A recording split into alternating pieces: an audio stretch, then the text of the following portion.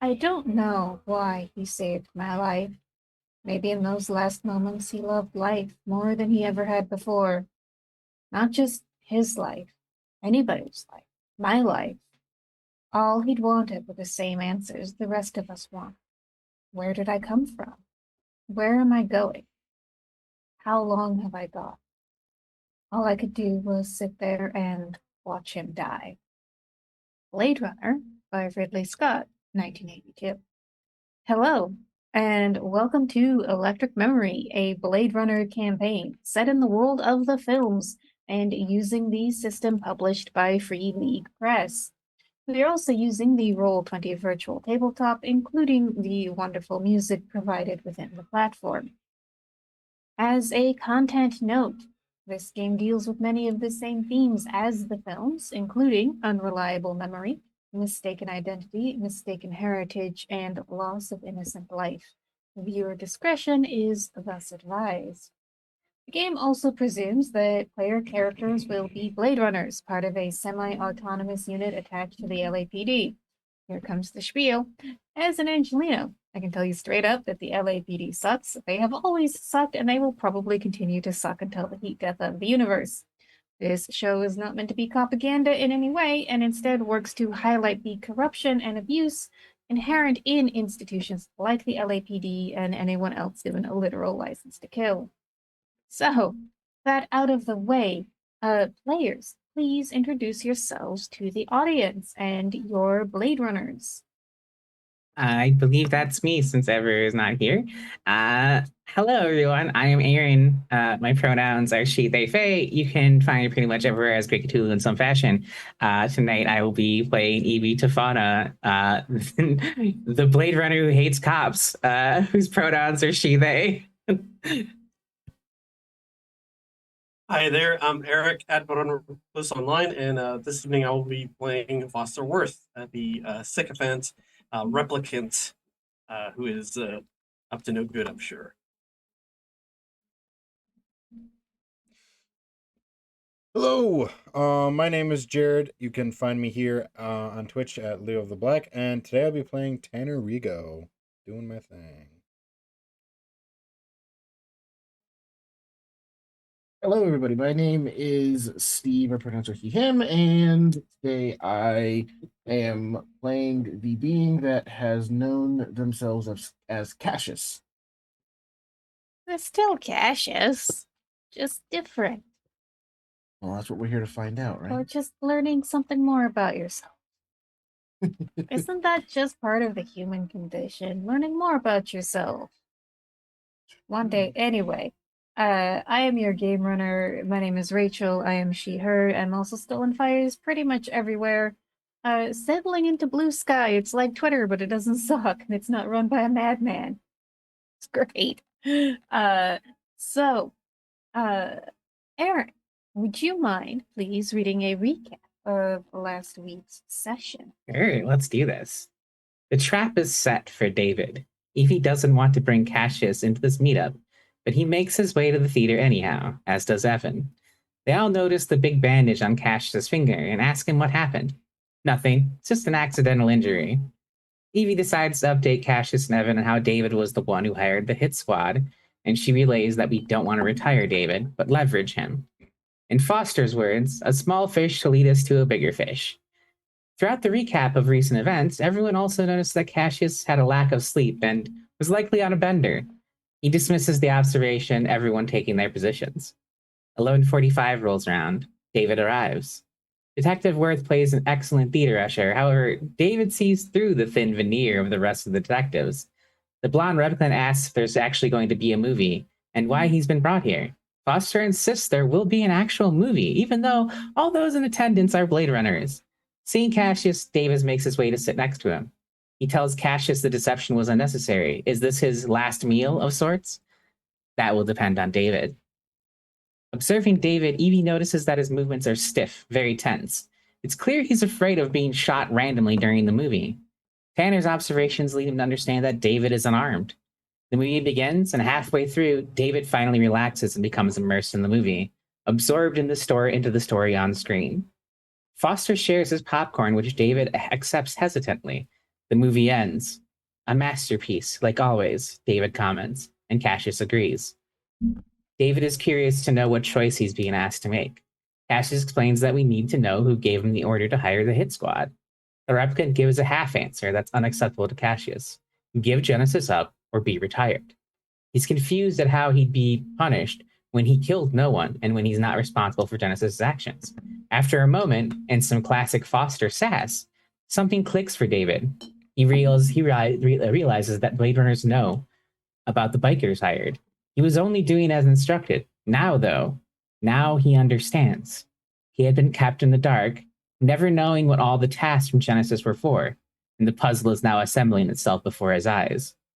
In an act of intimidation from the projection booth, Evan manipulates David by cocking his gun. Unfortunately, he has a minor existential crisis after the thought of killing another replicant for doing exactly what he does, following orders. They all see the fear on David's face. He might die, but it's obvious he does not want to. A trademark of true sentience. Approaching the replicant, Evie confesses she wanted to outright kill David for being involved in the death of Dutch. She's decided against it. Evie offers David an out. He can help them take down Genesis. Then he can go scrungle off afterwards. Thanks, Evers. A free replicant. He's not allowed to testify, as all replicants are unallowed to stand witness in a trial, but his KIA would be evidence enough. Detective DeFaunus brings a loaded question on David. What does he want? He wants to know what it's like to be human. That's why he watches so many movies and adores them. He's trying to understand humans and emulate them.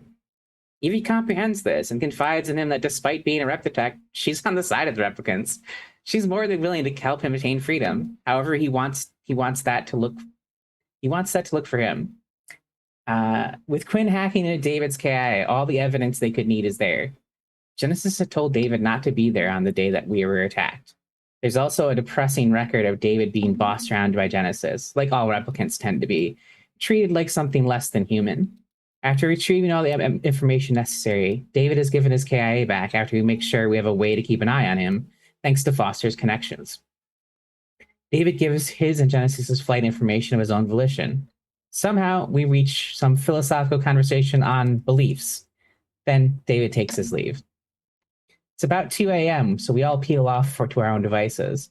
Foster gives Quinn a ride home, and on the way they chat a little. Quinn asks Foster about himself and finds out that he's way older than replicants should be. He's no Nexus 9 or even an 8. He's been in the department for as long as Holden. He's experienced organ failure, needing multiple replacements. For some reason, he feels safe enough to confide in Quinn. He asks her what she wants in return, but the blue-haired detective declines. The two part way once they reach Joshi and Quinn's apartment. After some rest, everybody's up and at 'em. Evie and Quinn will have some entourage, Evan and Foster, while we're meeting with God. Tanner will be meeting with the UN contact. At a nice bistro, not too nice, the food is synthetic. Tanner arrives to see Rhiannon Wilder, already there. Amara Javari hasn't arrived just yet. Detective Rigo takes his seat and greets his contact. Mr. Wilder informs Tanner that she's looked into him and found too many sealed records for her liking, but for now she'll respect his privacy. The detective tells her it's an entanglement with his cousin. He had given them money and they did him dirty. Rhiannon wants to know how Tanner will benefit from this arrangement, which insinuates that she may know he plays a little off the books. He hesitates and then relents, revealing he's looking for a specific replicant. She disappeared with no trace. As for Rhiannon, she wants food security, and right now, Wallace Court is the source of all our food. Finally, Javari enters, and Tanner waves her over. His plan enacts as Rhiannon and Amari meet, finding much common ground and motivation.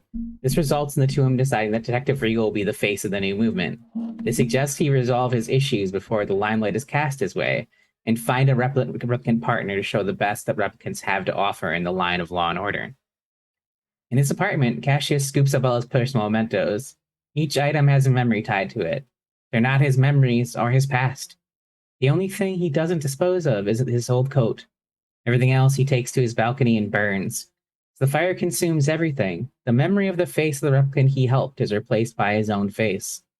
After the memory plays over and over in his head, he gets up, grabs his badge and gun, puts on his coat, and heads to work. The crew of 4, Evie, Quinn, Evan, and Foster, prepare to meet God. This includes this includes in the event of their untimely death. When we arrive, we're led to the executive elevator. We're brought past the 100th floor to the extremely rare scene 200th floor. There's a pond, freshly scrubbed air, and a yoga mat, upon which sits Neander Wallace. It's clear he's trying to give off an air of spiritualism. Attending him both are Quell and Love, as well as a third that could easily be their triplet. We're welcome to Olympus, and called the Scourge of Heaven. Foster begins to explain why we're here, but Wallace is drawn to Evan, impressed that a Doxy model has become a Blade Runner. He's still listening, but imaging Evan's face with his hands. Wallace insists we have the same goal, to spread humans and replicants across the stars. Survival. Foster flatters Neander, buttering him up for Evie to reveal that we have footage evidence. Wallace knows and doesn't care. He also wants justice for his children. The experiments, however, are able to be overlooked for the sake of innovation. I shall see this Genesis cast down, as was Prometheus, Neander assures. He asks if there's anything else his petitioners wish to ask. Of course there's more questions from our crew. Evie wants to know about a possible secret replicant seated on our team as an experiment. She punctuates the question with the threat of punching. Neander seems slightly offended at his children being called experiments. A non-answer. Quinn hesitantly speaks out, asking firstly why she was called there, and Neander reveals that he wanted to meet the most intelligent member of the team, according to Holden. Not only that, but to see if Quinn and Evie would balance each other out. The second query of Quinn is about memories. Can memories be implanted in humans as they can replicants? Another non-answer begins, Neander waxing poetic on how childhood is inefficient, full of trauma, hurt, and baggage. Foster heartily agrees, but Evie is blatantly offended.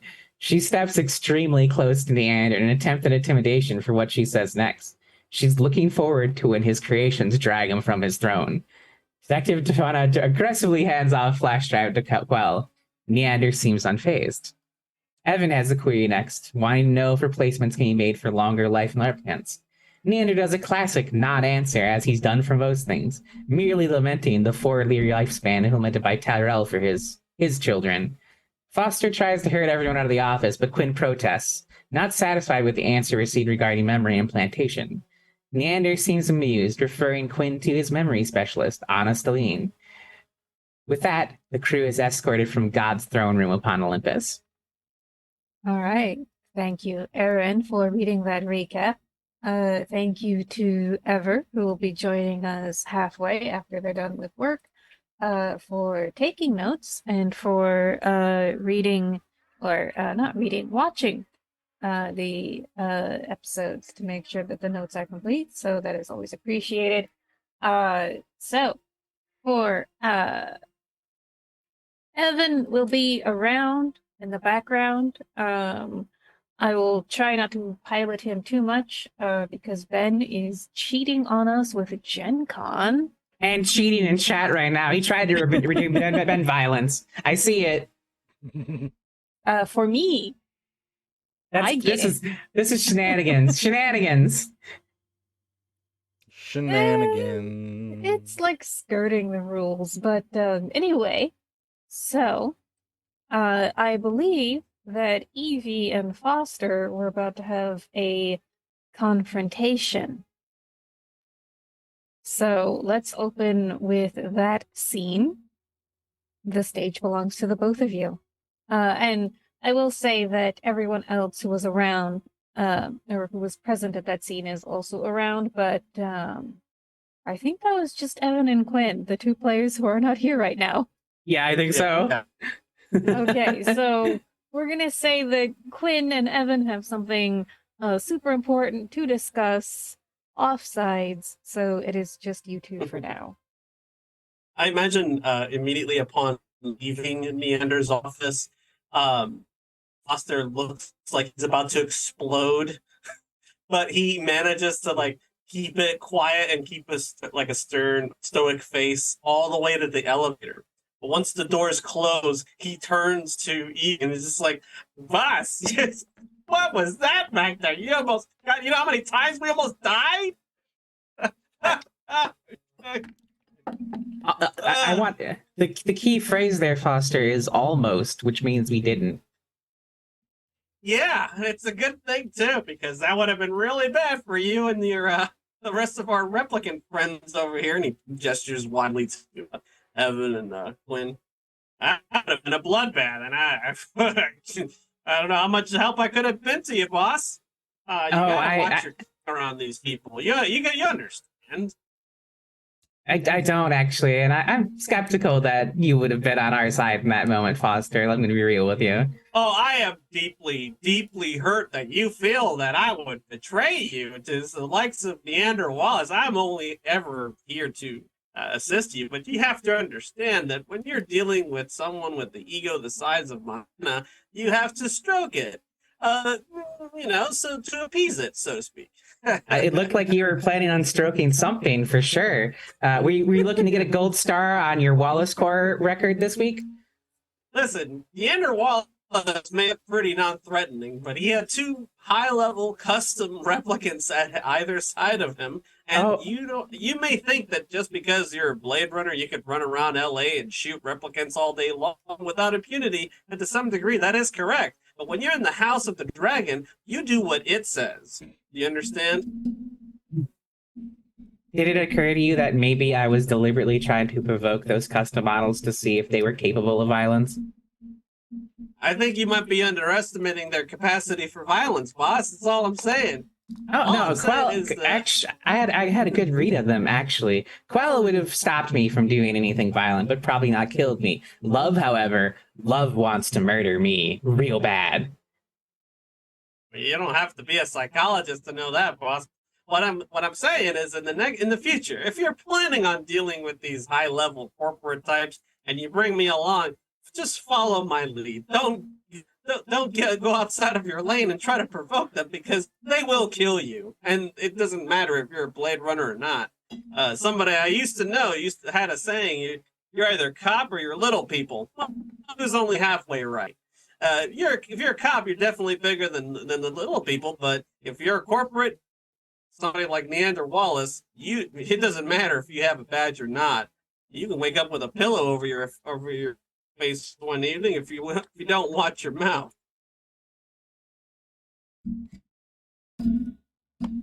I'll just say this, Foster. Corpos bleed just like the rest of us, and if the rest of you weren't there, who knows what would have happened to Neander Wallace?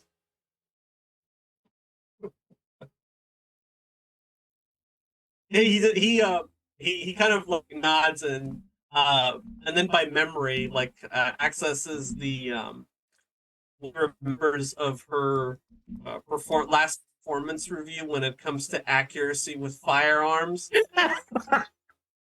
Did you want to review your training when we get back to headquarters, boss?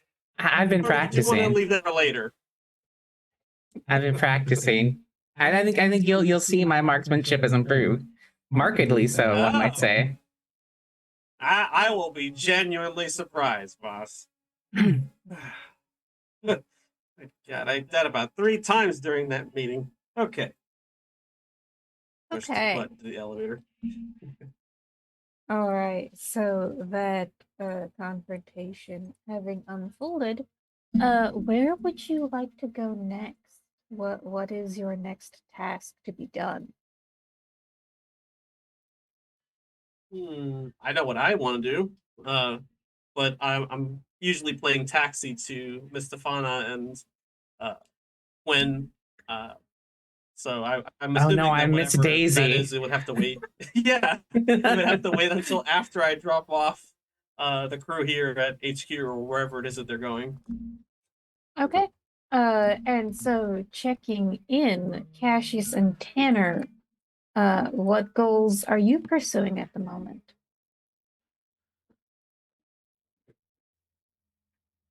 Go ahead, Dan. Oh no, you first. You're good. Well, I wanted to just go into the office like how we ended that last scene, so I'll be catching up on anything there and kind of just waiting to hear back from the crew because I know that they went to that meeting with Wallace and I actively didn't want to go, so I'll just be in the bullpen doing the paperwork and maybe trying to sneak a look into if possible. Not making it my priority, but maybe just on downtime, sneaking a look into.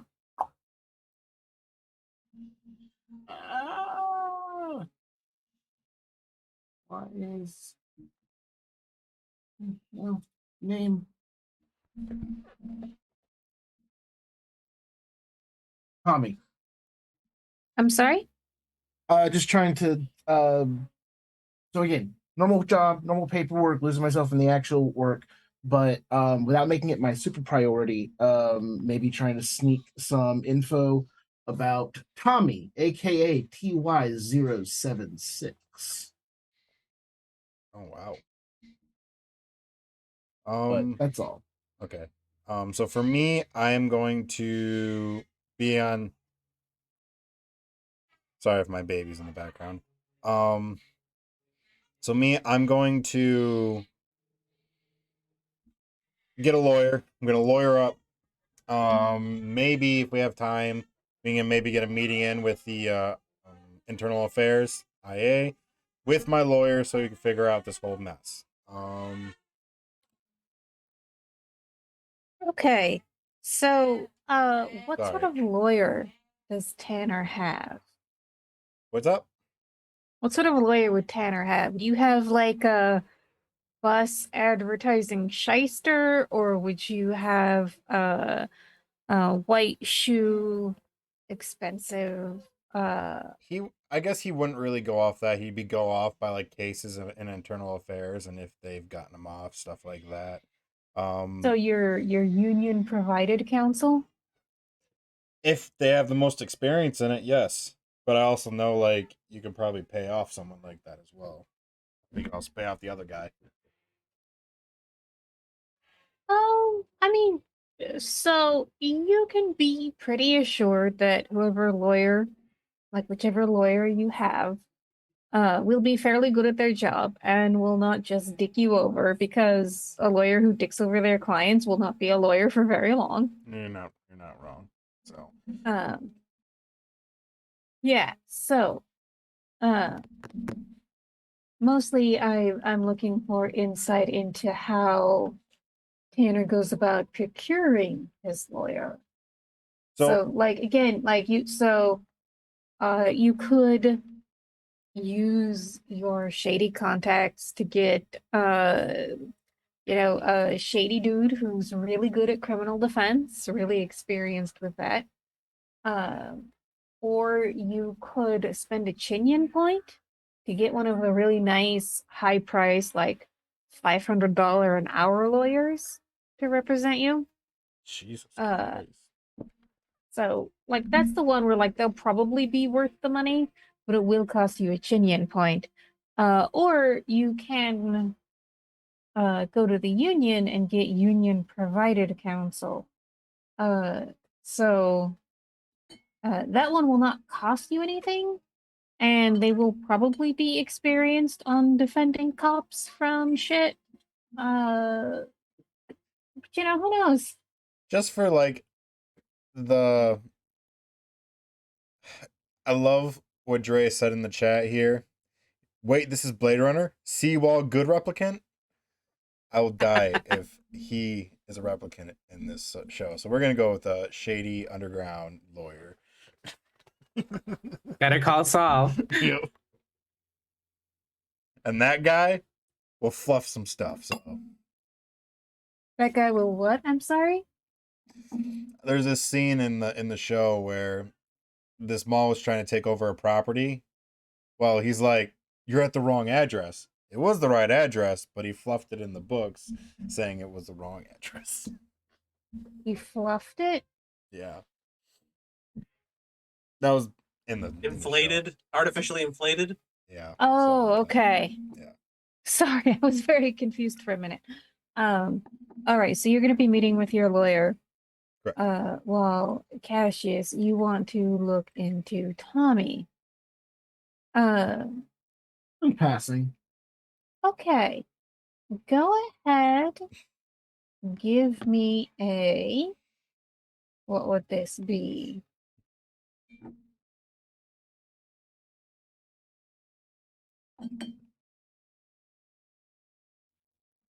connections, please. This is me, correct? No, No. that's for Cassius. I got 1 success. Would you like to push that success? I'd push that too. I have said multiple times that this is in passing, that I'm not trying to make this my primary focus. So I don't think I will push it, just to stay thematically correct. Just whatever I can find with a quick Blade Runner equivalent of a Google search. Okay. So you don't find that much. In fact, you don't find anything directly about Tommy. So no files, no employment records, no personnel records, nothing like that. Okay. The only thing you find is a reference where he is a known contact for a replicant named Styles. Which matches up with Styles coming and approaching me Duty. earlier. Okay. You go into your mom's. Perfect. And as this is playing out with that non-push, like it's almost like I'm thinking internalizing, like he doesn't want to press harder right now. Like Cassius is like he's still processing all of this, so he's not like diving into this head first. He's just, no, I don't need to. I don't need to. You know what? This doesn't even matter, and just close it all out and get back to putting together any paperwork or warrants we're going to need for when they get back from their meeting and we go after Genesis. So he is actively stopping himself from getting sucked into this for right now. Okay, you say that. You say that. But and this is in my notes as it would happen to anybody who was spending a significant amount of time at HQ. Oh no. Okay. So you see 2 officers. Go ahead and roll me another connections, please, to see how well you recognize them. Okay. That's a 0. It's a 2 and a 3. I will push that just, because I'm trying to take my mind off of the Tommy thing. So if something is happening somewhere else, I'm gonna like try to put my attention there. These 2 guys Okay. walking by. Roll both. No, it hurts. It hurts. No. Oh God. Okay. So there that's a goes 1 and a 1/3 of my 10. resolve. That's terrible. So I'm going to say that the resolve loss will be as the result of the ensuing scene. Okay. But as soon as they approach you, you are on high alert because you absolutely do recognize them. The last time you saw them was at Dutch's department memorial service. This is Darius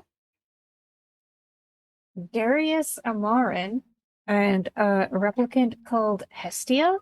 You're not sure what her serial number is, but you do know that both of them work for internal affairs. Oh. Okay.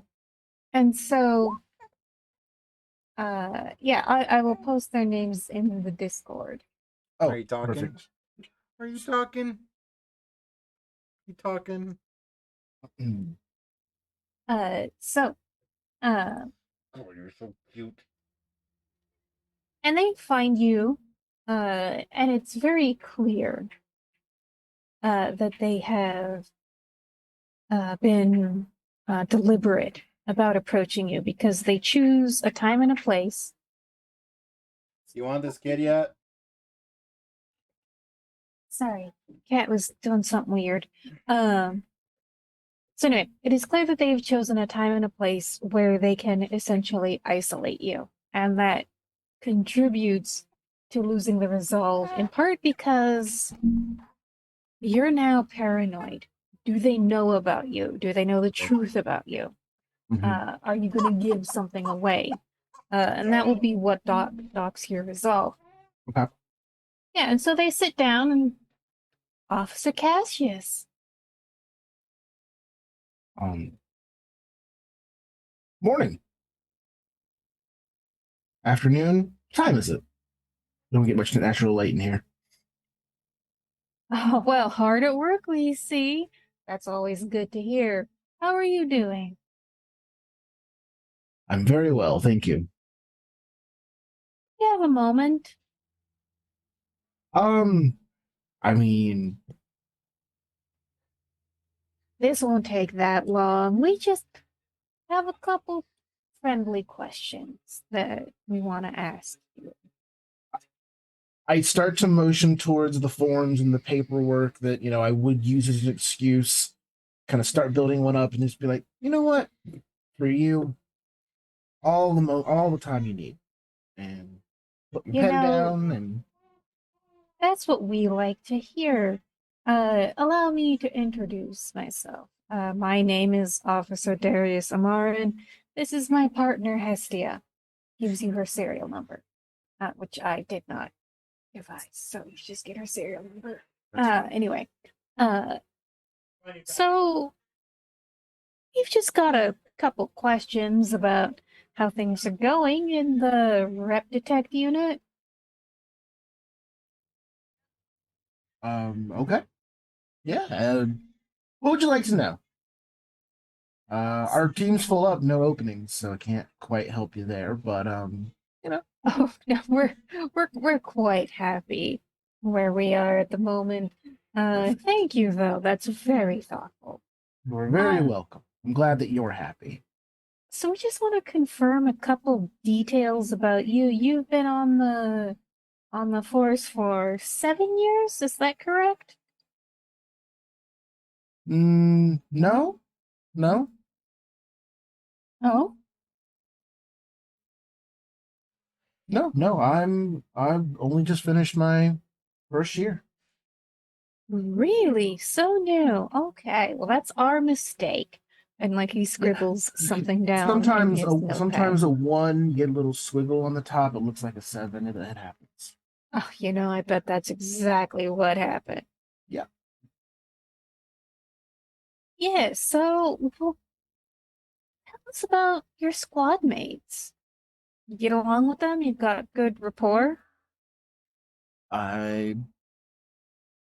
just like any other workplace environment, you like some more than others, but you all work together for the same goal. Yeah.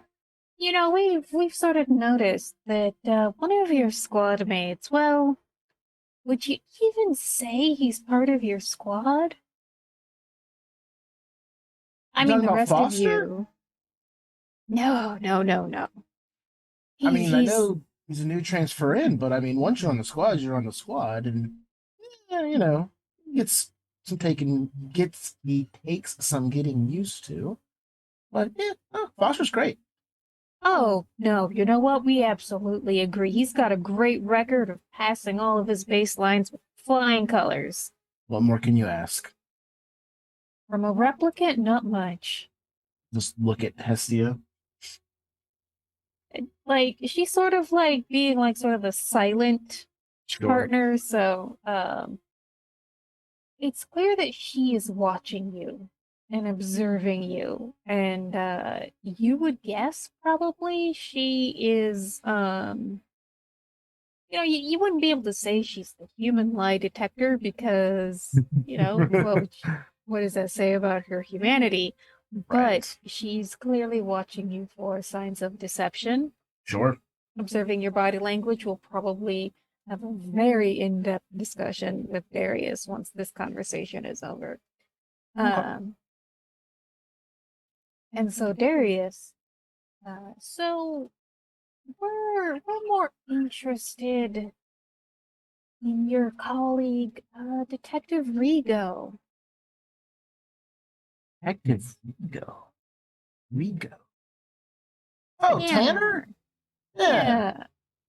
Yeah. I mean, we just call him Tanner. Yeah, How so close we are with him. We're all first name here.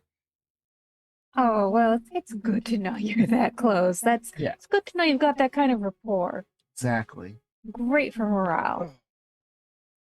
Well, so he doesn't really have a partner, does he? I believe the term is a utility player. So that's new to me. Enlighten me, please. Well, Evan, good member of our team, really into baseball, so I've picked up a little bit of terminology. So a utility player, from what I've understood, is a player that can fit into many different roles and facilitate everyone else on the team being able to, reach their full potential. So wherever you need him, that's Tanner. Sure, but he does his own thing most of the time, right? Doesn't really work with the rest of you.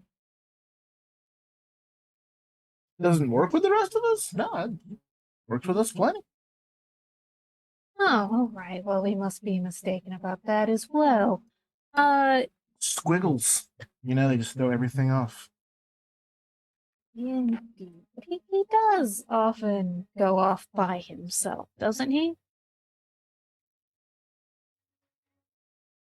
I kind of like gawk at the question, just trying to kind of take it in, off, like, not like hiding, like being like, I kind of looking like, I mean, is yes and no?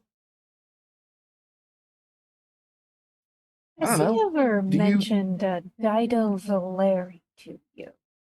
a who? Dido Valeri appears to be a cousin or half sibling of some sort. No, no. Really, that's odd. They're supposed to be quite close. I'm being, I'm close to a lot of people. I don't share them all with the crew. This is a work group mostly, so I don't always bring Mhm. our families into this. I mean, you know, and going off on his own, I go plenty of places on my own too. I mean, do you two like piss together? I mean, I don't. Ah, well, we do work well together. We clearly perform the same tasks and missions together, but that's not really why we're here. Um, what would you say about Detective Rigo's methods for solving a case? Detective Rigo, Detective Rig Tanner. You're gonna like. Sorry. Yeah, no, Tanner. His methods in solving a case, great. I mean, I think he's got a pretty historically good closure rate on his cases. So obviously he's doing something right. Oh, yeah, yeah, one of the better rates in the department. Yeah. Uh, do you know anything about his contacts, his associates, his informants? His CIs, I mean, we keep those confidential. That's the idea. Don't want to burn any bridges. So, he knows his people. I know my people. Oh, you can trust us. We're internal affairs. We know discretion. Oh no, I trust you enough to tell you that I don't know anything about his informants. He doesn't, he keeps them confidential, same way I keep mine confidential, same way I would hope you would keep yours confidential. So, and at this, you see both of them exchange a significant look. All right, Detective Cassius. Thanks for this friendly chat. We might have a couple questions in the future. No, you can ask me any questions you want. You'll always get a straight answer. That's what they say about Cassius. You just need something, I'll help you out any way I can. All right, and so the both of them get up and walk away after that, and you're pretty sure that you hear one of them say baseline, although you're not sure in what context, and you're not sure if it applies to you.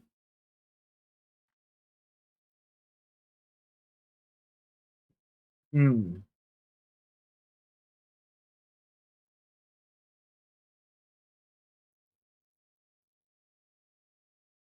Hmm. Kill him. Shoot him in the head. Just In the middle of precinct, asking me questions. You shoot them in the head, Tanner. This is your fault. I know. I'm just.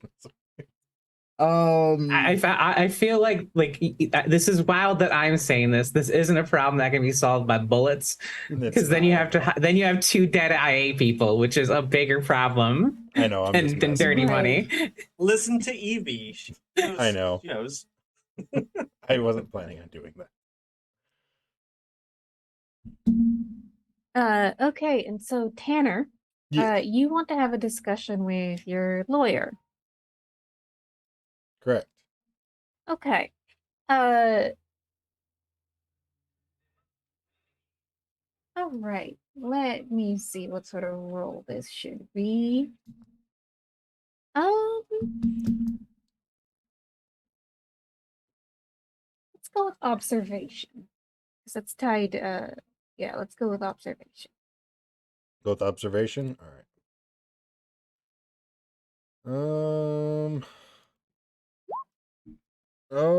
2. Let's see. I'm gonna push that 4. Risk it to get the biscuit, baby. 3. Heck yeah. And Oh, biscuit with okay. gravy. All right. So, and so you decided to go with the Bushead Saul Goodman type, correct? Yeah. All right. So, your lawyer says that this isn't the worst case he's seen. And so I guess the next question is, how honest are you with your lawyer? To which I mean, you are essentially a dirty cop on the take. This is why you have attracted the attention of internal affairs. I'm gonna be transparent as can be. Okay. Just because I also know that lawyers, pretty sure they have to sign an NDA of some sort, like where they just basically patient confidentiality kind of thing for lawyers. I'm pretty sure they do. Yeah, have that. they don't they don't have to sign anything. That's just an expectation of the profession. Exactly. Yeah, your lawyer cannot reveal anything said between you in private conversation. Yep.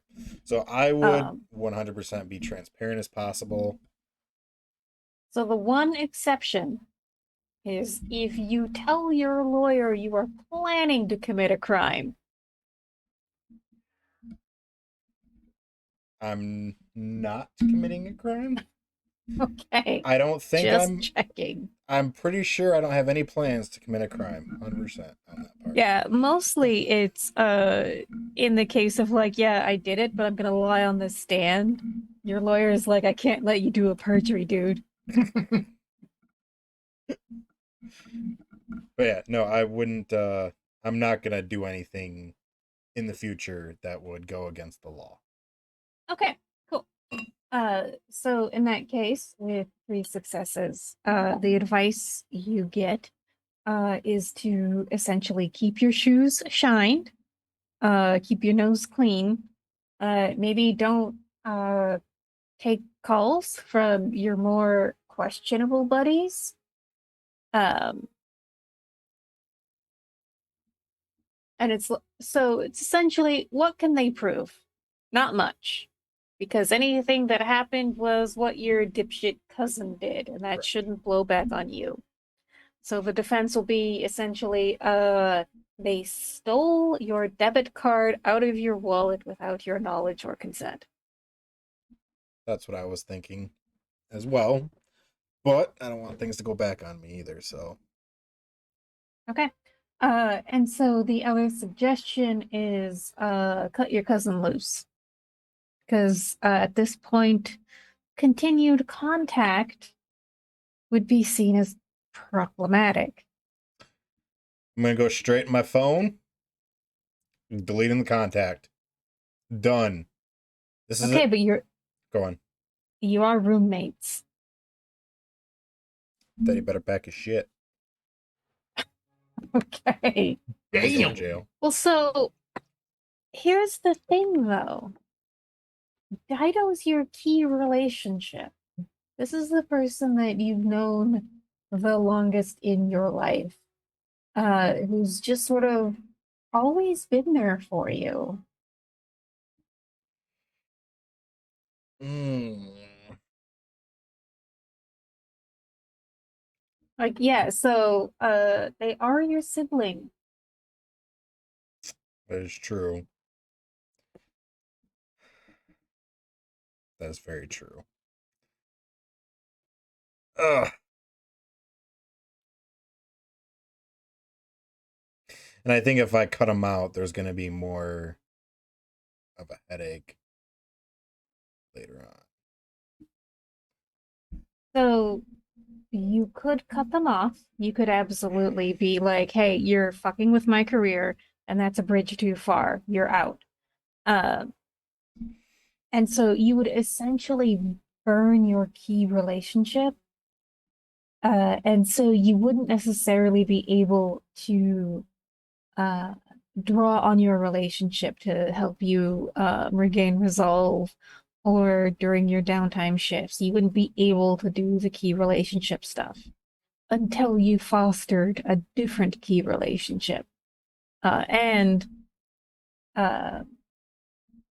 yeah, and to clarify, key relationships are always with NPCs. You cannot have a PC as your key Oh, relationship. that's 100% fine.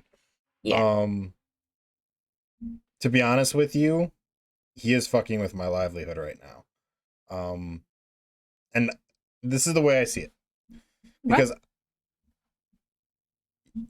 out of character, like this, the way he thinks is, I did give him money. I didn't know what he was going to use it for. I was trusting him to be able to do the right thing. He obviously didn't do that. So, get kicked to the curb. You're fucking with my livelihood. Okay, so let's play that scene out right now. So your sibling died of Valeri, who is non-binary, they them. So they're. I assume you would go straight back to your apartment. Yep. Okay, and so you see them, and they've got like a big stack of essentially study guides or the colonist visa exams. And you can tell that they've been there for, a couple hours because I've got like the little hallmarks, like the half full mug of coffee that's gone cold, like a half-eaten sandwich that was also made a couple hours ago. I'm going to walk in and I'm going to say, what did you do? Uh, wow, God, the print in these things is so small. Uh, hey, you're home. You've been working hard, haven't you?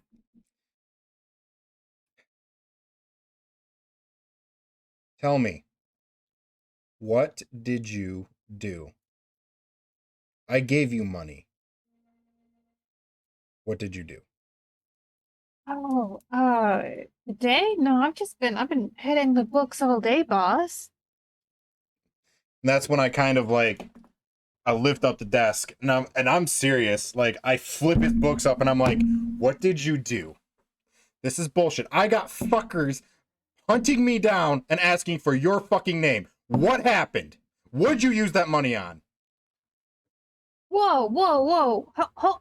Wait, what? What the fuck? What the fuck, Tanner?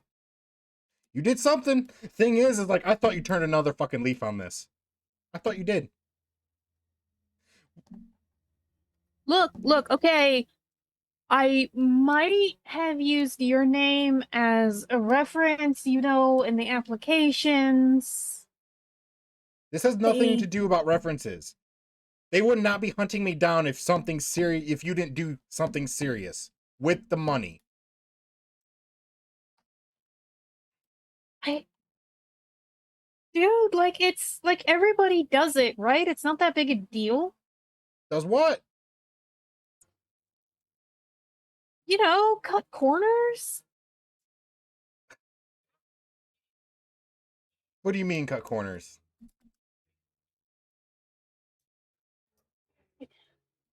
You really think that everyone who gets to go off-world gets an actual colonist visa? You didn't. Oh.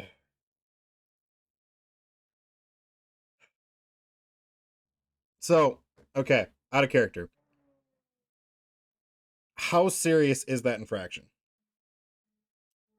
Um, well, it's got IA crawling up your ass. So very serious. Gotcha. Yeah, so, yeah, essentially they only want to make sure, they being the UN and everyone else involved, wants to make sure that really only the best of the best get to go off-world. So essentially it's a pretty serious fraud case. I'll go back and I'll say, what the fuck? Why the fuck would you do that? And so to answer that, Dido gets up and like yanks open the blinds in your shared apartment, and just gestures Oh, really? the smog and the rain and the overpopulation and the crowding and like everything in the fridge is yeast. It says noodles or instant dinner or macaroni and cheese. It's all goddamn yeast. And you're When was fucking the right. last time? When was the last time you had an actual apple or a carrot? And you're They fucking have right. those off-world, Tanner. They have them.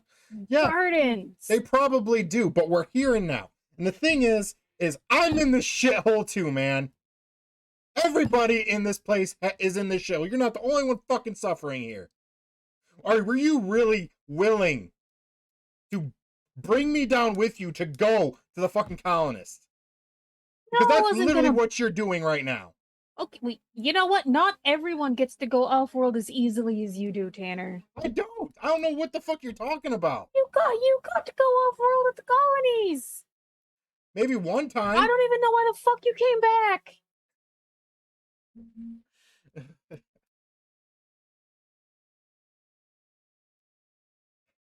All I want is a better life. Is that so bad? Is that a crime? No, it's not a better crime. But don't fucking drag me down with you. I'm sorry, but you're gonna have to leave. So fucking help me out. No.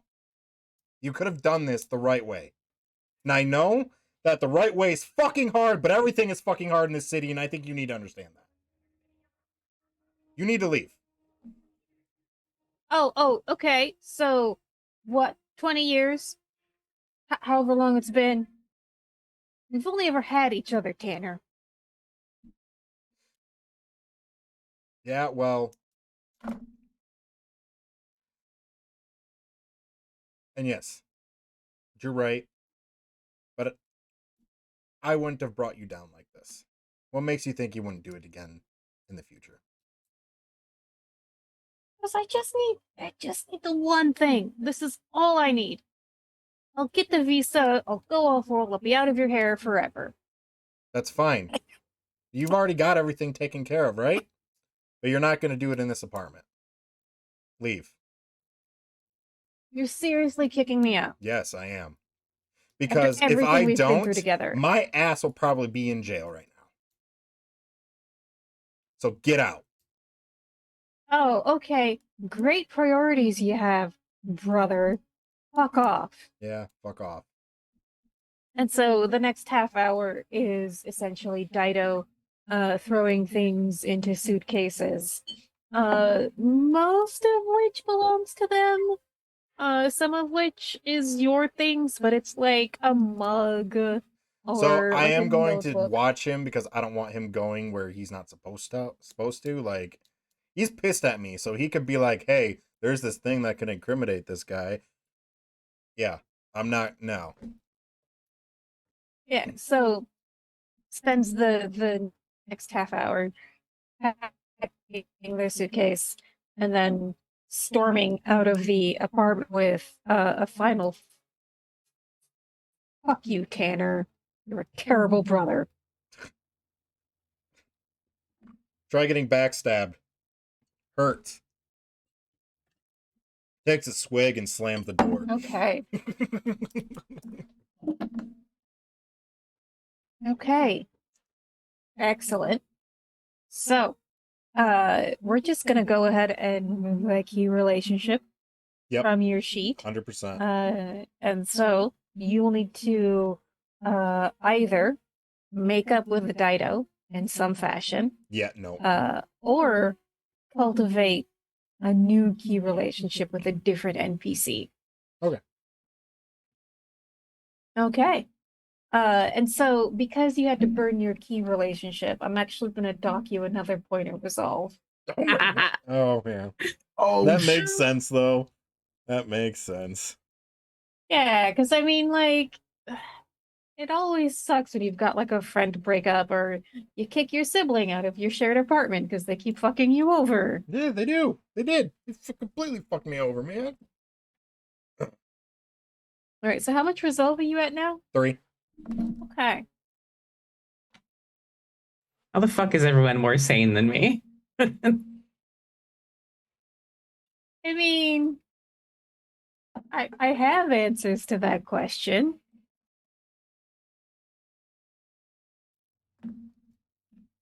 You okay? I'm good. I just tried to breathe my drink. Okay. All right, and so, uh, the morning shift has ended. What is everyone doing next? So the big thing I want to do requires Quinn.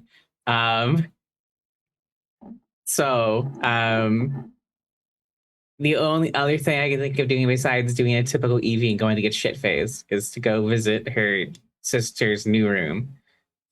Which actually, never mind. I was like, wait, Foster's driving me around, but it doesn't matter. Foster works for Wallace, so I think she probably already assumes that he knows somehow, even though he doesn't. So Okay. Well, Tanner, um, what are you up to after that very explosive and very well role played fallout with your sibling? thank you. I would the next thing I would actually like to do would be with Evan. Okay. But if not,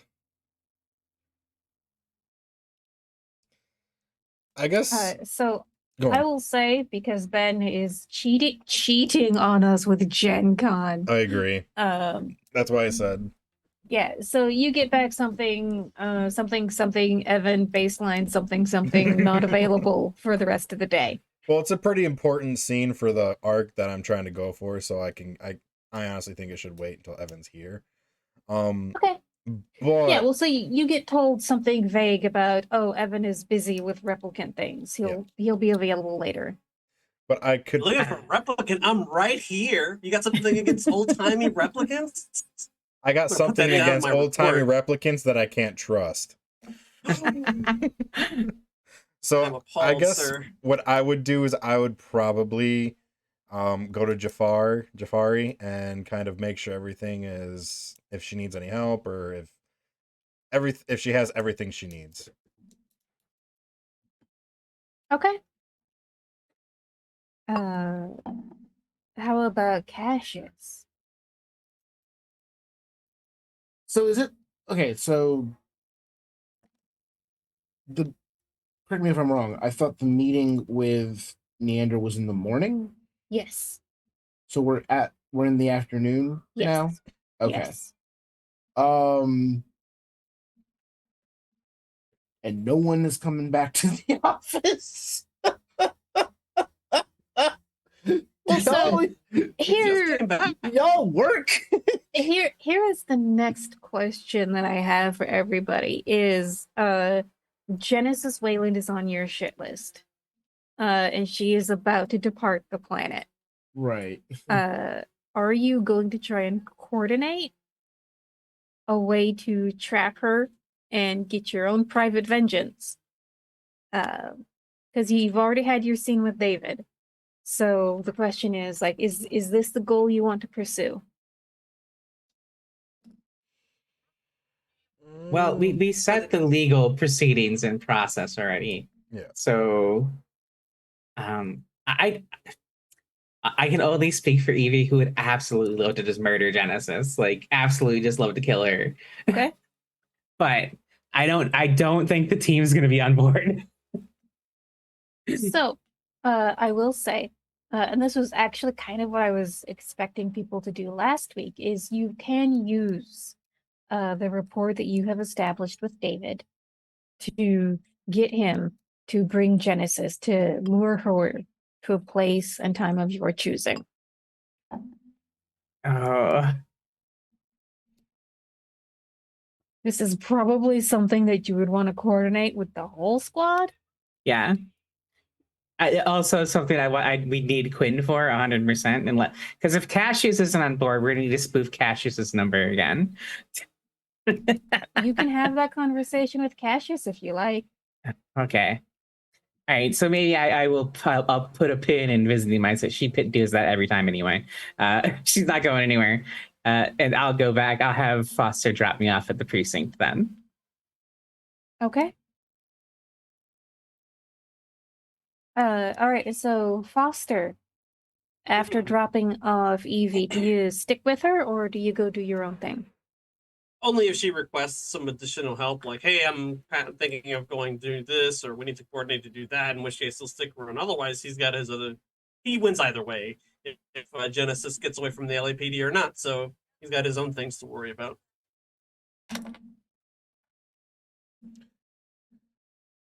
If Okay. So Evie, would you ask Foster to come with you? Given their recent dialogue, I think the answer is a solid no. Okay, just checking, just establishing the choices. No, it's just I don't think she trusts Foster at all. So I could All right, probably so- go back to the department in between. So, but then my end route would be going to Jafari's or Jabari's or whatever. All right, so Tanner and Evie are going to meet up with Cassius at the HQ. Foster, in that case, after you drop off Evie, where would you be headed? I'd be trying to contact Styles, and depending on whether it merits it or not, I would go to meet him or just drop off a message. With the What- intelligence I've gained recently. What message would you want to relay to him? Given what Neander said in the meeting, I think I would relay something to the effect of, if you're a betting man, I would choose to avoid over investing in Wallace wheat by such and such a date. However, if you've already invested, it might be a good time to cash in. Okay, you essentially receive the equivalent of the thumbs up emoji. Yeah. Very good. Okay, after doing that, is there anything else you'd want to do? I don't think there's anything that I have planned outside of that, so I would just return back to HQ to assume my duties, as it were. All right. So in that case, we will turn the camera to Evie, Tanner, and Cassius. We'll reunite because Foster, it's going to take you a little bit of time to go do that. So the three of you, the scene is yours. What do you want, Evie? just quick chat. Just quick update, I suppose, after our little meeting with God. Oh, how'd that go? Oh, What's God you like, know, actually? Is he like really old? he's a real piece of shit. Yeah, I almost punched him in the face. That differentiate him from most people? Well, the difference is that most people don't have 3 murderous custom-built replicants by them. Kind of See? scare it. Didn't you say were there I think there was triplets in the note, but I only remember Quell and Love being there. It was only Quell and Love, yeah. Okay, so yeah, two murderous twinsies. Yeah, when you say No, I will say Quell probably wouldn't have murdered me, but Love definitely would have murdered me. kind of just stare at the forms I'm filling out when I hear custom murder replicant said out loud, and just kind of go back. Oh well, He You did give I- us. Oh, sorry. Go ahead. go ahead, please. He did give us the name of a memory specialist because Quinn had some questions that I'm also curious about. If memories can be implanted in humans, so that might be a line of thing. That's not why I stopped in the office, though. You know, I hate being here around all these fucking pigs. Well, someone's got to do the boring part of the job and fill out the work orders. So I got get it. it. Are you okay, Yeah, no. Cassius? You seem very on edge, to be honest with you. Yeah, you're acting a lot like me, which is the concerning bit, since you're the one that has your head most screwed on in this team. Yeah, very much screwed on. I mean, Wow. benders are my bit. I don't want you to infringe on my shtick, Cassius. Wouldn't dream of stealing anyone's identity. Why would you do that? Where's I that wouldn't dream coming of from? it. It's a joke, Cassius. You don't. Never mind. Okay. Here, I kind of looks around like, how would we take a quick break and get some nudes or use a conference room real quick so we're not here talking about what I want to talk about? Sure, agreed. Great. All right, and so taking the time to essentially change the locations will give Foster time to Perfect. catch up with you, assuming you're not purposely trying to duck him. No, I think Evie just Okay. deliberately didn't invite, but is not trying to dodge him. All right, so essentially you leave the building just as Foster is walking back in from after sending his message. Oh, hey, boss, I bought beignets and some coffee. Would you like some? We're about to go get some nudes, actually. Nudes. I love nudes. Well, come. I'll come I guess with ya. sounds good. Where are we heading? They'll probably just pick like a local place. I believe the White Dragon is the favorite noodle takeout spot for Yes. Rep Detect. Yeah, so Wise what- choice. We'll head there.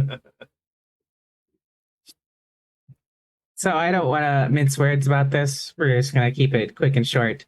I want to kill Genesis. Oh, wow. Okay. Blatant. Holy Jesus. Huh. You are not subtle, are you? Jesus. She kind of gestures to herself. What about you? What about me or the way I dress suggests subtlety, Tanner? Good point. But you're also a police officer, so I think that should... Not by choice. I don't think you should just be yelling, hey, I want to kill this person. Trust me, you have IA on your ass. I'm in a surprised I don't already, to be honest. I'm really Hey, surprised do you have that something to tell us, Detective Tanner? No, that's just internal affairs. They're the cops of us. You think? Wait, I don't That's know if one way that to makes put them it. better or worse, to be honest. It's hard for me to gauge that. I know. The cops, I don't know. They're all, yeah.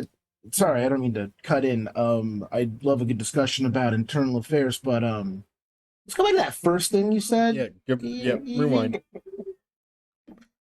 Look, I think we both I don't know if you have realized what our job is, really. We're just the PR firm for Wallace Core. We just make all of the normies feel safe while Wallace churns out however many custom models he has out right now. Who knows? Holden's files told me a whole shit ton of stuff I didn't want to know. I don't care about that. Whatever. It's because if you kill Neander, another cockroach will just show up and sit in his throne. That's just how these corpos work. But at least I can get this one. We can get Genesis at least and get revenge for our friend. As a former and current liaison to Wallace Corporation, I can say that the boss nailed it right on the head. 100% correct. Yeah. We all work for Wallace, whether we like it or not. Oh, No, man. they're Neanderquell, whoever has acquiesced to, they're giving us Genesis. And here's the reality though, she's going to tie this up in courts long enough for her to get off world. That's what's going to happen. I like, this is what they do. They throw money at the problem until they can get away from it, or to make it go away. So let's just take care of the problem ourselves for once. So out of character, is there an actual way for them not do that? Is there a way we could actually liquidate their assets? By liquidating them. Liquidate whose assets? Genesis Wayland. All right. So, you would not be able to destroy Wayland Yutani as a corporation, Oh yeah. obviously. because that will persist. You can, so you can either go the legal route and have Genesis essentially brought up on trial, and press charges, for conspiracy to commit murder. That would probably work. The question is, she might still be able to sneak off world in the time between like arraignment and trial and all that. The other thing you could do is try and lure her to a specific spot, probably using David, and then just whack her. Just whack her. Okay. So the question is, Well, let justice take its course or take justice into your own hands? so I guess the question I have, is there any way we can stop her from leaving? That's, I guess, the point I'm trying to ask. Like, is there a way that we can legitly stop her from leaving until she gets arraigned? We can freeze our Uh, assets, potentially. Well, yeah, that's what I meant Yeah. by liquidate. I'm sorry. Like, freeze her assets. So that way she can't access the money.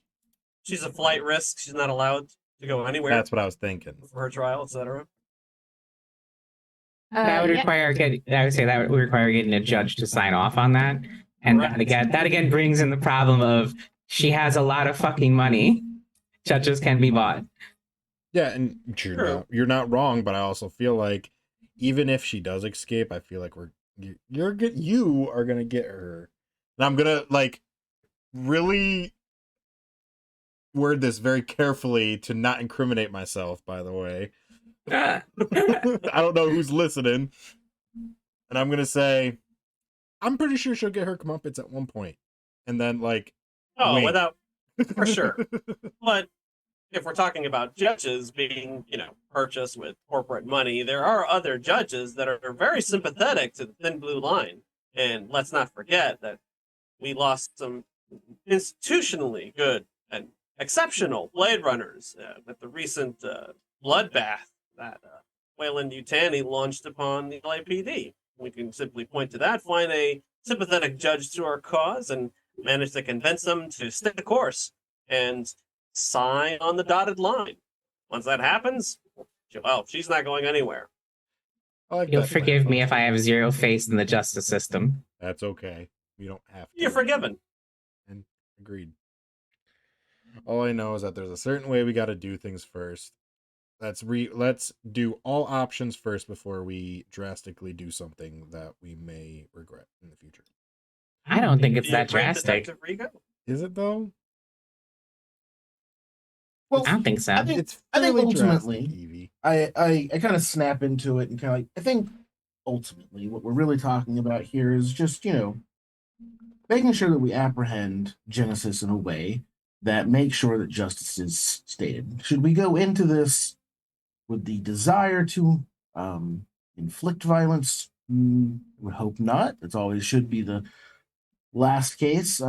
However, we need to make sure that Genesis is in a secure environment that is advantageous to us without the majority of her resources for her apprehension. So, regardless of the next or the ultimate step, the next step is the same: get her somewhere via David, where we can do what we need to do. I agree with that part. Wow. I think that was an acknowledgement to Detective Tafana's an original request. Is that correct? I am merely speaking of apprehension of a suspect wanted for conspiracy to commit murder. Wow. So you got 1 for and 1 against, I suppose. Miss Evie, how do you want to do it, boss? I mean, Cassius, he's kind of your friend, so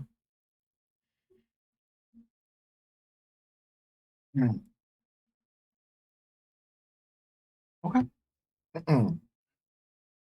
I will. the question is where we're gonna bring her.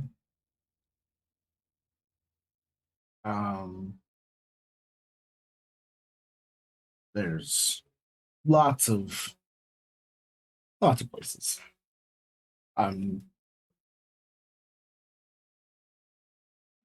You know what? I got a good idea. Oh,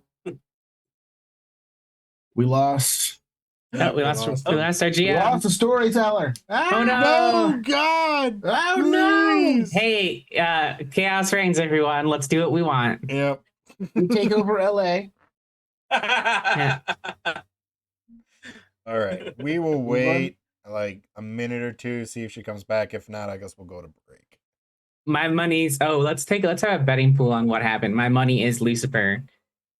Lucifer. Attacked the modem. Yep. Yeah, Lucifer Yeah. attacked the modem. That's my money.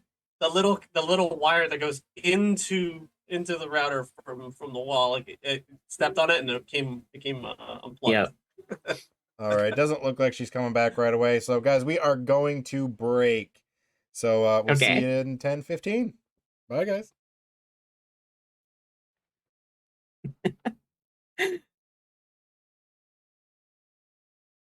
Break.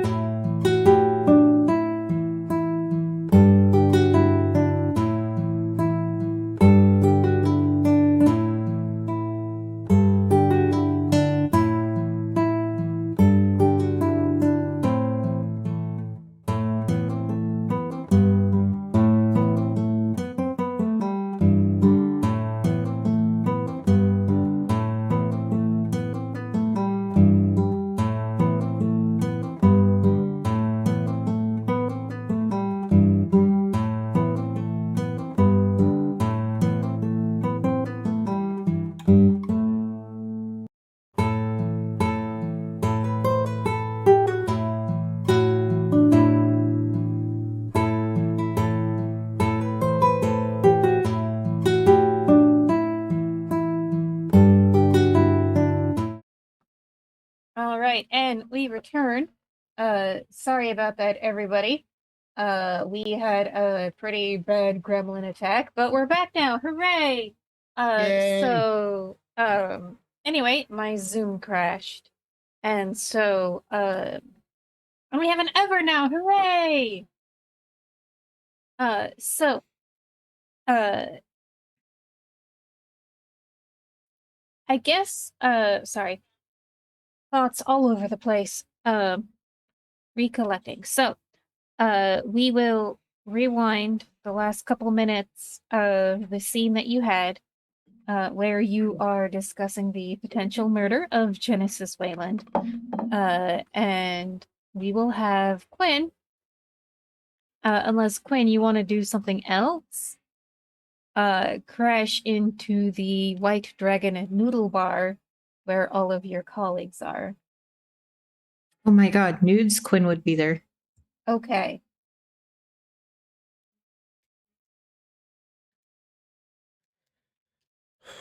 I'm just saying, guys, that's not the to me, I'm not gonna be any part of this. That's fine. You don't have to be there. So I am fact, this I am going conversation- to as far as pursue though.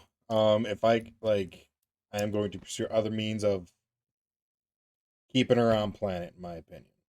So All right. And so that is what Quinn hears, keeping her on planet when you walk up and see your buddies sharing nudes.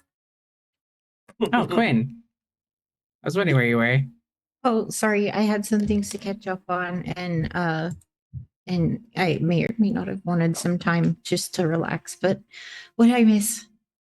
So we will also say that Evan is around and present for this, but Sir not participating because he's at Gen Con. Ooh. Ooh, but also yay, because it sounds like fun. Yes. Quinn, this is not what we're talking about right now, but there is something I need a favor. I'll ask you later privately. It's a personal matter. Oh, okay. What are we talking about now? And can I have some? Killing Genesis. What? that's what we Not- saw. Also, not a personal favor.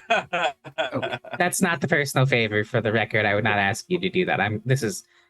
I'll just take care of that myself. Oh, well,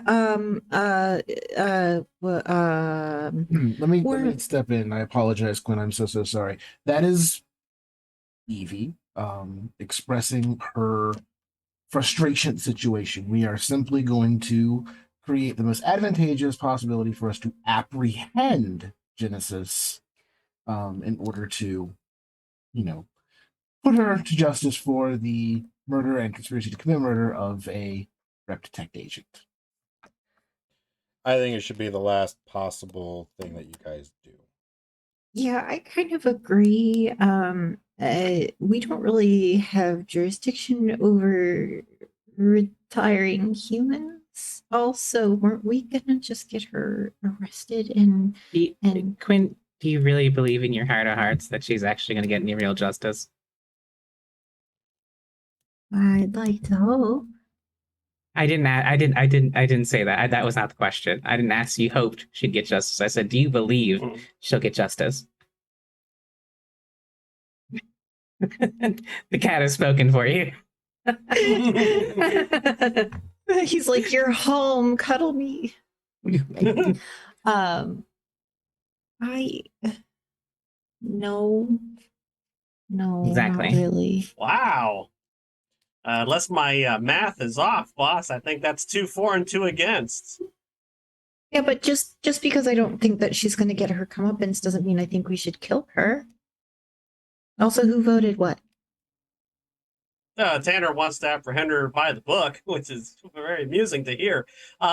And Cassius wants to set up some sort of a gathering so that you can get her.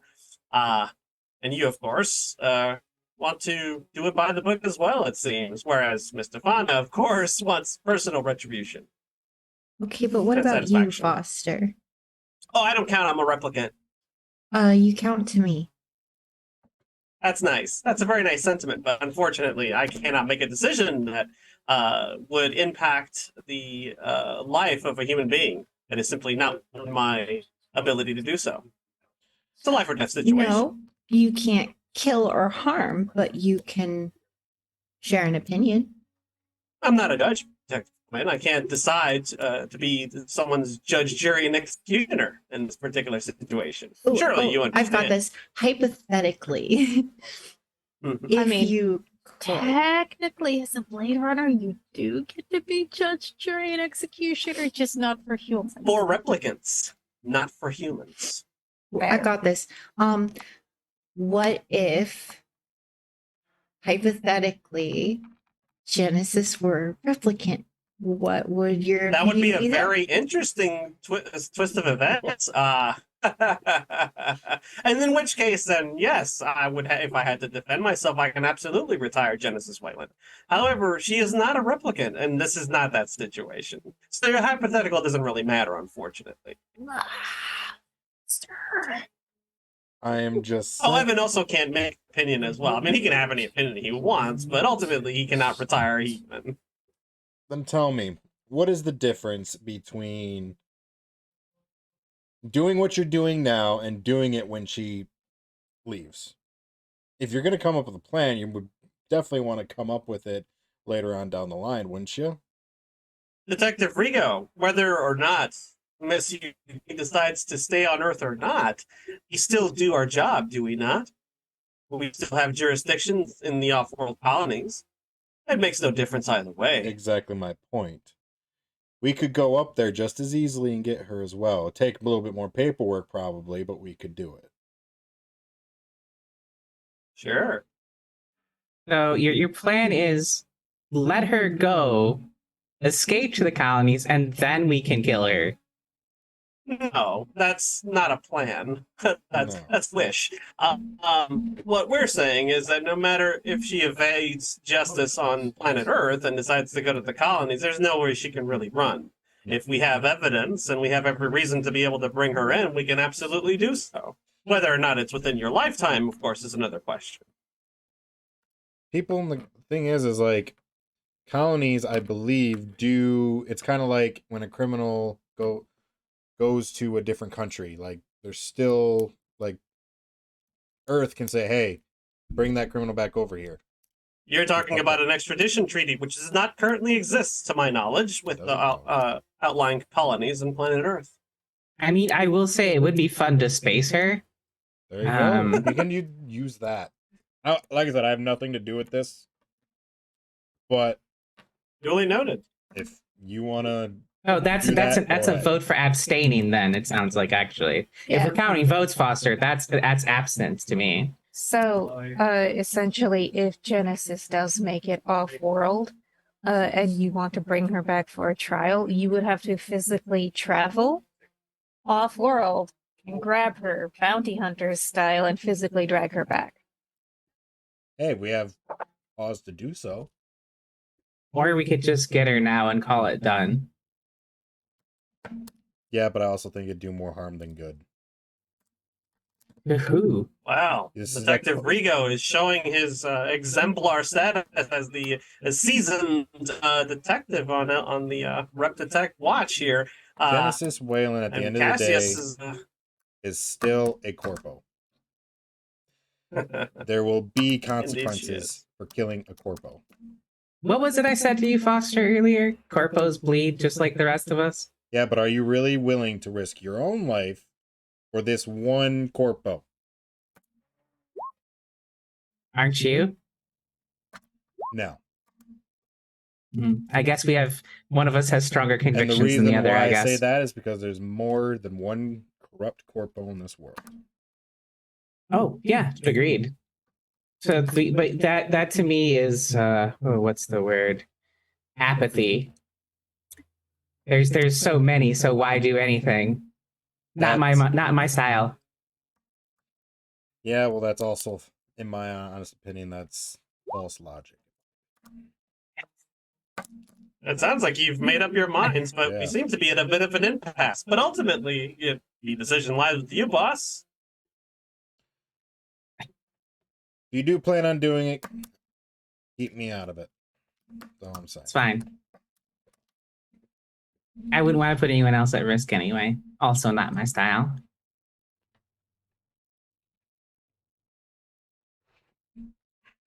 Just side eyeing the random ass rolls in chat that just happened. Yeah. It's I was fine, looking at don't worry that too.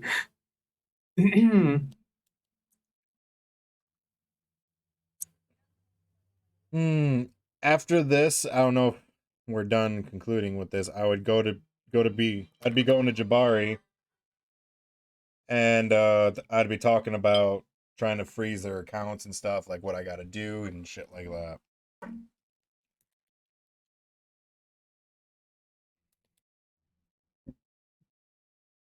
Okay.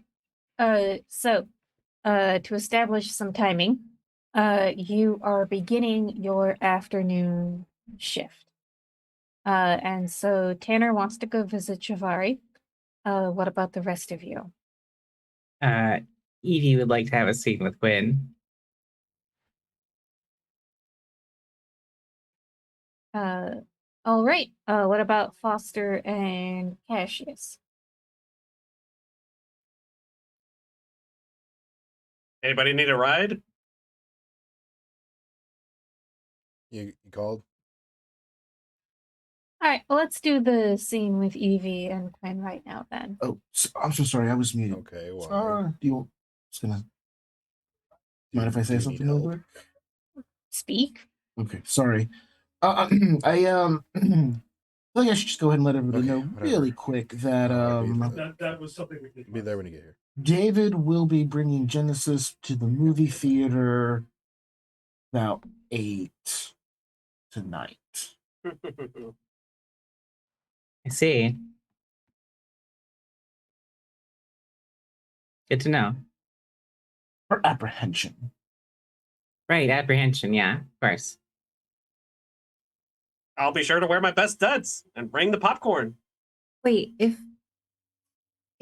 you make a move against Genesis that's not arrest, David will jump in and protect her.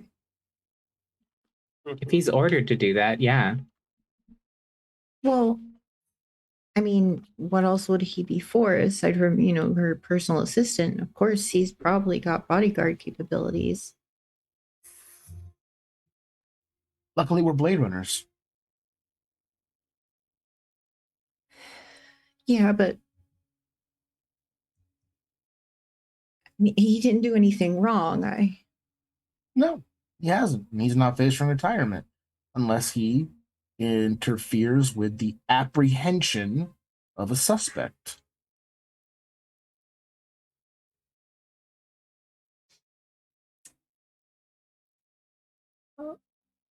Okay, I'm not really sure what you're getting at. But Cassius just wants to arrest Genesis, Quinn, not kill her. yeah, but you do. Yeah. This is Cassius's plan, not mine. Okay.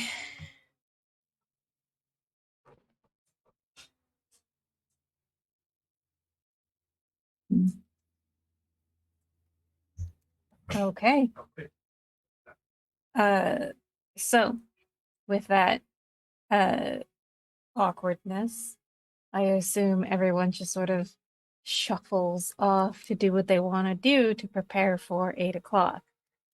So we will begin with Evie, Buttonhole, and Quinn. I realize this is a little unfair what I'm going to ask you, especially considering the conversation we just had. I need you to falsify a wanted replicant's record. Explain. Oppenheimer. I need you to list her as retired.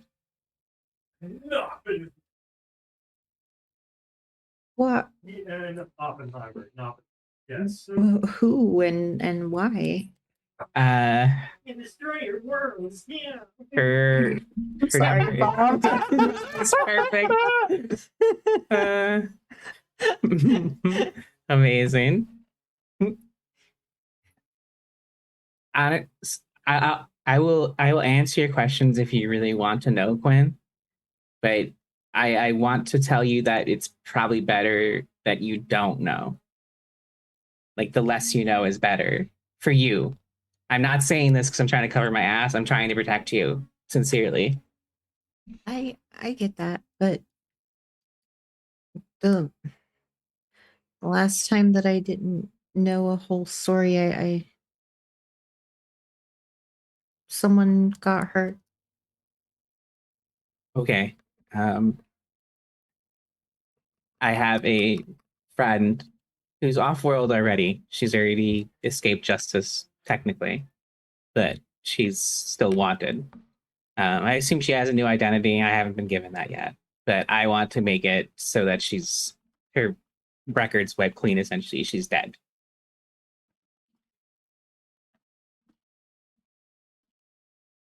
This isn't the replicant that escaped on the moon bus, was it? Your memory is concerning, Quinn. Yes, she was one of the replicants that escaped on the moon bus. Yes. Well, I mean, why is she wanted? As far as I know, she didn't do anything wrong. That's a long story. Okay.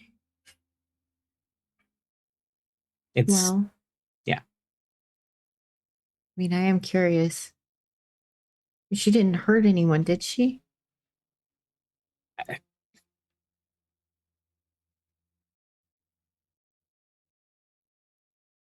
complicated. The fact that she was able to hurt anyone is the problem, right? Because she's a replicant. It doesn't matter whether she was doing it for good or for ill, right? There's no gray areas in our line of work, technically. Obviously, if it's me working the case, there's shit tons of gray. But that's not how, like, that case isn't mine. It's not ours. It's other Blade Runners looking into that potentially. It's an older case, so it's probably fine, but I don't want my friend to get retired.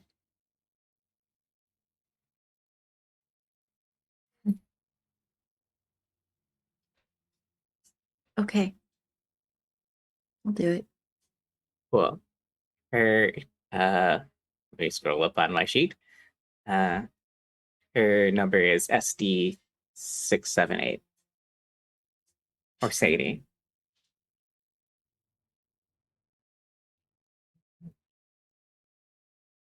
Is there anything else you need me to do?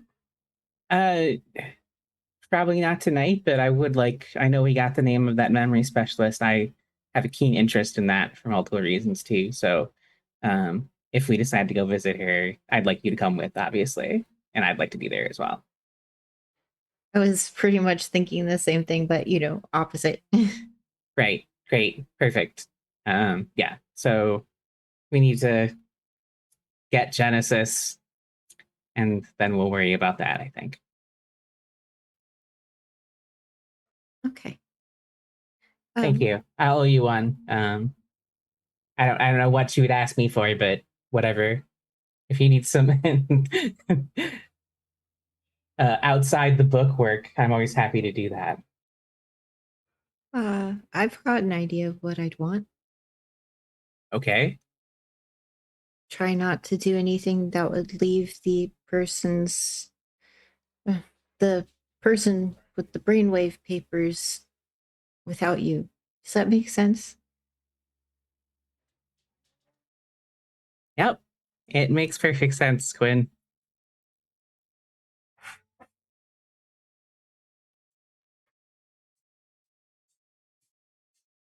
That's all. All right. So sorry, I was muted. Okay. So, Quinn, uh, Evie's request, is this something that you're gonna handle right away or something that you're gonna back burner and take care of later? Not right away. Okay, go ahead and give me a tech roll. So you will need one success. to accomplish what Evie has asked you to do. Essentially, update this replicant's record to say that they have been retired. And then you will need one more success to cover your tracks. Oh, goodness. Okay, that's 3 successes. Cool. This replicant doesn't even exist. Never existed. That's gonna make it difficult when she applies for a mortgage, but you know what? That's a problem no. for season 2. Yep. I was like, she's off world anyway. Right. Okay. Cool. So you tap around on your KIA unit for a couple minutes, and yeah, you've got really good access because you're a Blade Runner, and manage to be like, oh, okay, we actually need to amend this police report. She dead. Nobody will look into her ever again. All right. And so the next question I have for everyone. We're gonna say it is the beginning of afternoon shift. So it's about 3 o'clock in the afternoon. Genesis will be arriving at the movie theater, escorted by David at 8 o'clock. So, how would you like to spend the intervening 5 hours? Tanner wants to drop by Javari's office.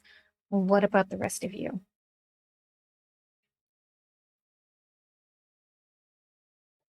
That depends on where the boss needs me, I suppose. I'm going to be driving and dropping people off, handing out popcorn and opening doors for people. Then I'll be there when the lights come up. Otherwise, Okay, well, so I know Evie, you wanted to visit your sister earlier. Yeah. It seems like you've got a span of free time in which to accomplish that. I would also like to, before I call Foster for a lift, if that data drop I used to drop all the lovely files to Sadie, I would like to do one more quick drop and let her know that, like, hey, it's done. You're officially listed as retired. Okay. And then I'll be like, hey, I need a lift to see your Sinai, Foster.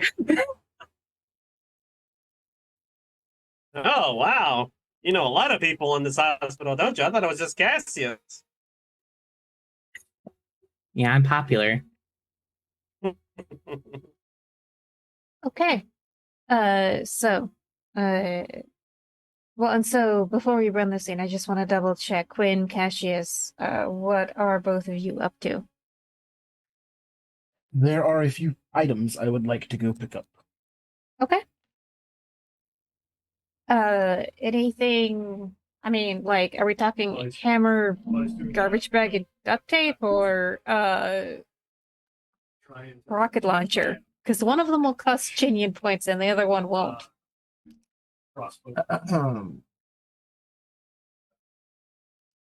One moment.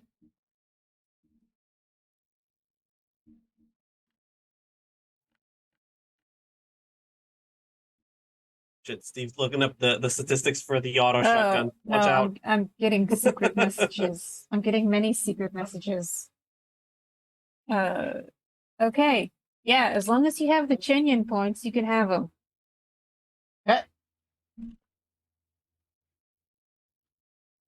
Done and done. Okay.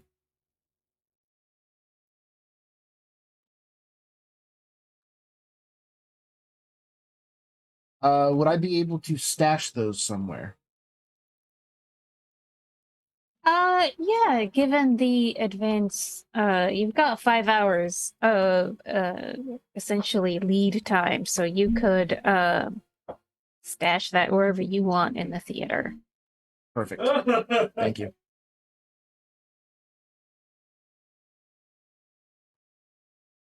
I will stash those in the theater, in the main theater area, I assume is where this will all take place.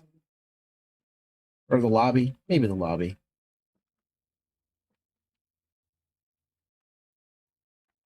Okay. Um, sounds good. did overhear the. That is all. Thank you. Okay. So you spend your time shopping and then being a weird little squirrel about it. All right. So Evie, Squirrel. you bring Foster with you to Cedar Sinai Hospital. And you do the normal thing of like, hey, I'm here to see Lottie. No, that was her name, right? Yep, Lottie. That is her Okay. sister's name. I said Lottie, and then I'm like, wait, no, that's the public access character. Wait, no, I think I'm right. Yeah. Just a weird coincidence that happened where another player took my sister's name from this game. Crossover episode? Oh God. I don't think this cast wants to deal with public access fuckery. Yeah, it'd be great. It'll be a great Odyssey tape to receive. Oh God. The secret cut of Blade Runner. Nice. All right. So, so you go to the thing, you check in, you say, "Hey, I'm here to see Lottie Tofana," and they're like, "Oh yeah, no, she's on a different floor. She is," and you can't help but notice this is a hospital. It is not a corporate building. It is not an apartment building, but she is above the 100th floor. And you're given the special key to access above the 100th floor. And Oh boy, the shenanigans. exiting the elevator, you can see why. Because this is, I'm not going to say it's like a retirement home or a care facility because it's not quite. It is more like an all-out ICU where everybody has a private room with very well-maintained equipment. You can tell by the way that they interact with you that the nurses are probably extremely good at their jobs. And you are brought to where your sister is. Private room, expensive new equipment.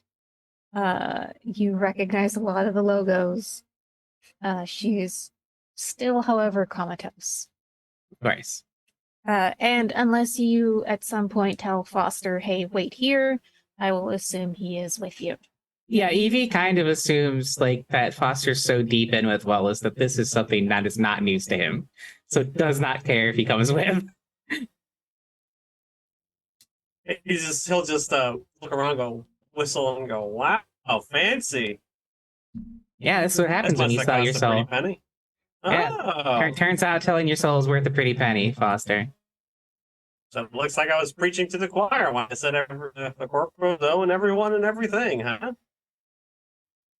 I just happened to luck into some blackmail, Foster. Oh, So Oh, okay. Yeah. you walk into was her the one room, who reinvestigated. and she has a visitor. Oh no. It's you. Okay, that's fine. Everyone's thinking. I feel like I should. Yoon? Did you say? It's me. Yeah, this is someone that only Evie can see. So whatever Evie says, Foster will hear, but you won't hear whatever she says to her because this is happening in Evie's head and Evie's head alone. Oh fuck no. No. No. Is something wrong, boss? No, it's fine. Everything's great. Everything's great. Okay. This is my sister. I assume you probably already have heard about her. Oh, I had no idea. Lottie Great to see you Tofana, huh? too, Evie. What's that? Great to see you too, Evie. Hey, thanks for the upgrade. It's a lot more comfortable here. Fuck off. You are not my sister. Stop talking to me right now. I never said I was your sister. He looks so red. Boss just looks at Lottie, looks back at Evie. Boss is probably thinking, should we really kill Genesis now? I love that only the replicants are the ones that see Evie losing her shit every time. Haven't you Check the figured it out by charts. now? No, why don't you enlighten me? You fucking tell me who you are and what you're doing in my head here. I'm you.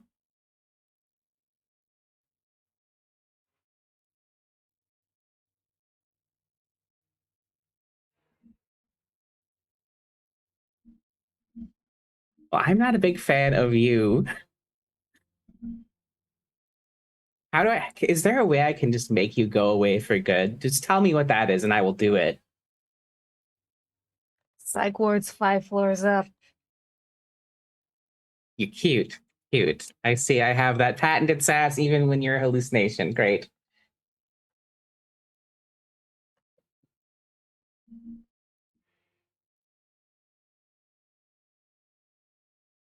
You don't want to be here. You don't want to be a Blade Runner. You don't want the guilt of taking your sister's place. And the sooner you accept that, Evie, the sooner I go away. I don't really have a choice, do I? You have always had a choice. Don't lie to yourself. The only reason I did this in the first place is for her, right there.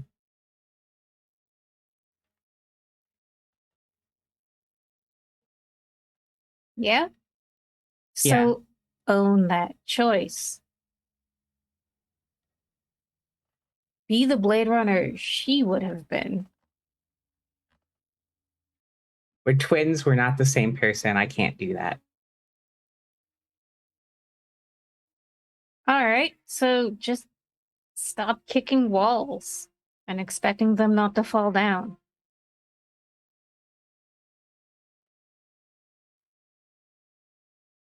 Great. Super, super helpful with everything facing me right now. You came here. I don't know what you were expecting. Not to see you. I did not come here to see you.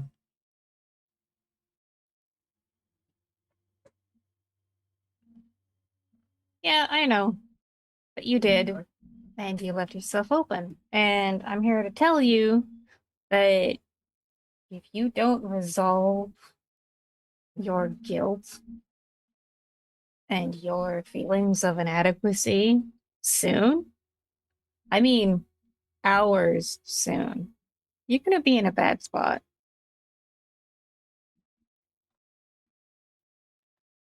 I'd act surprised that you know what's happening in a few hours, but why would I be surprised? I'm talking to myself.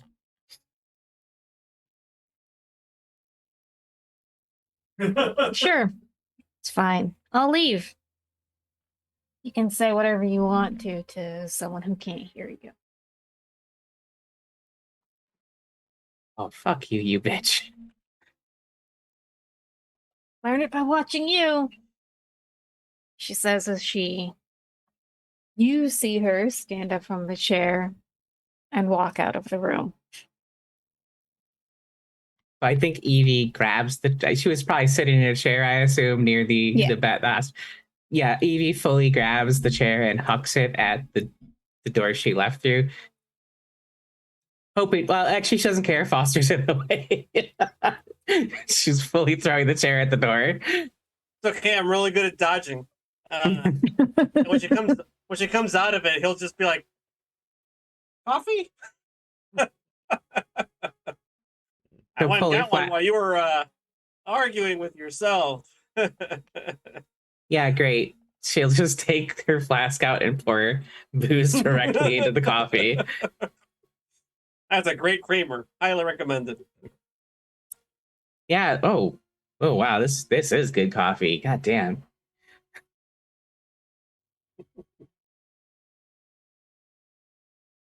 So I gotta ask, boss. Okay. Who's footing the bill? Who do you think is footing the bill, Foster? Same one that foots any replacements you need. Ah, Wally World.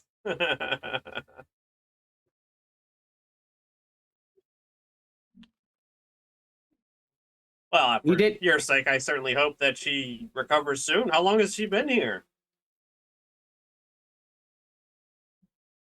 I can't tell if you're fucking with me or not right now, Foster.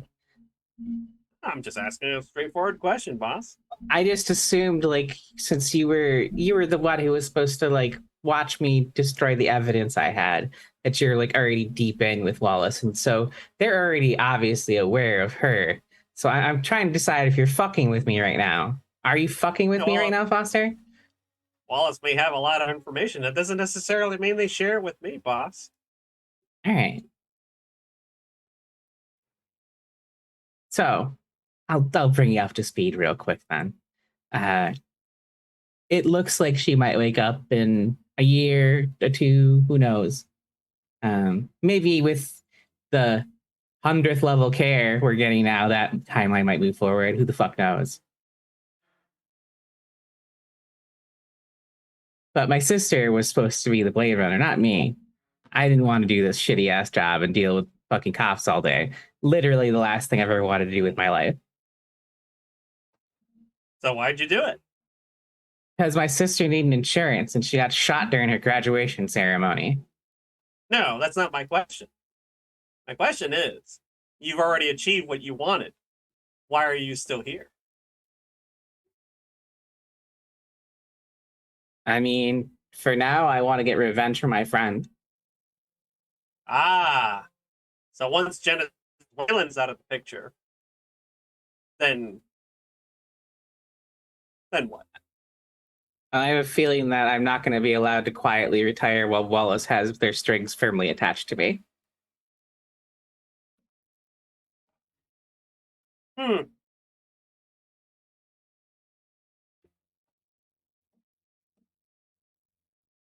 What's Speak your mind, Foster. I mean, most people would say that's an excuse. Not me, of course, but I know All right. most people would say that. So at this point, Foster, roll me manipulation. And Sure. Evie, roll me observation. Okay. Oh Lord, who's gonna push it? Okay. Would anyone 1 like to second. push? Yeah, 1 second. Yeah, I will push that 5. Okay.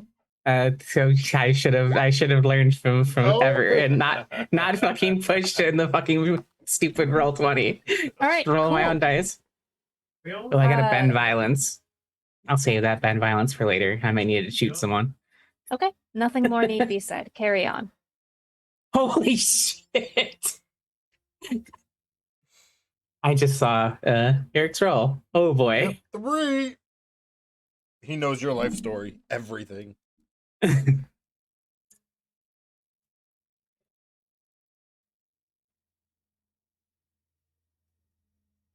So after that, she looks like I got to turn from Foster and look over her sister's charts now that she's getting better care.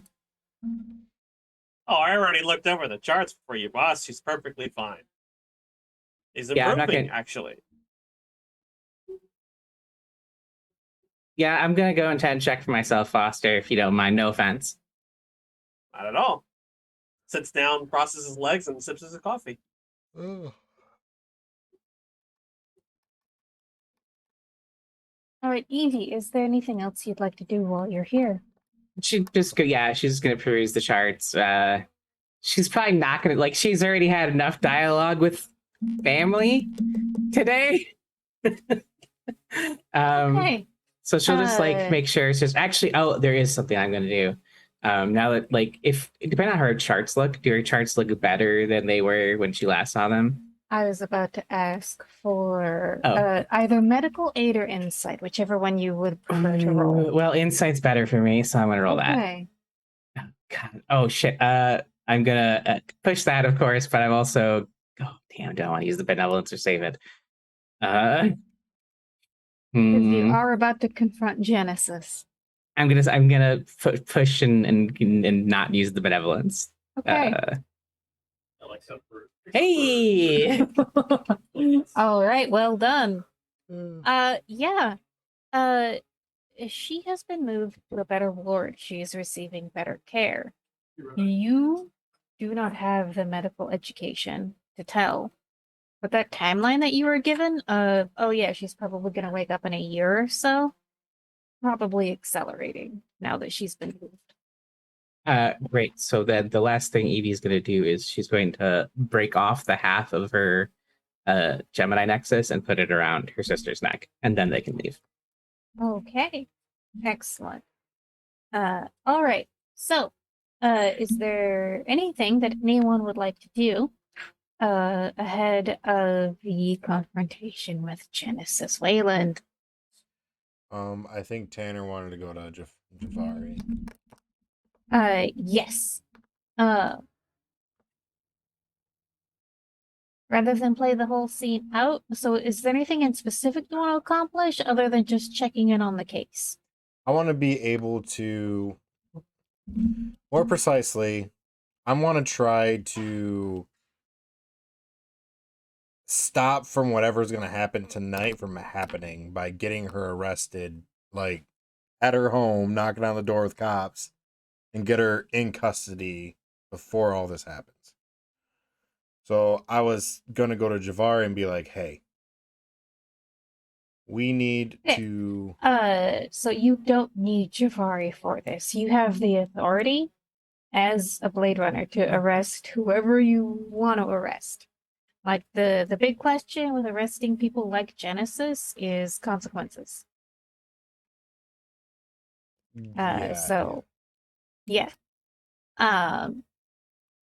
So if you want to do this, I would ask for a connections roll, and you would need at least 3 successes to essentially pull enough strings in the department, call in enough favors to be, hey, I need essentially a SWAT team assembled now, stat. We're gonna go arrest Genesis Wayland right the fuck now.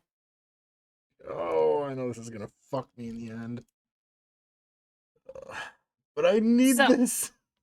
So, I will give you, you can ask for help from your squad mates, if you want to bring them into what you're doing. Okay. I would probably go to the other one that didn't agree with Evie and Cassius, which I believe was Quinn, correct? She didn't want to kill her, correct? If that was your takeaway, then that's who you can go to.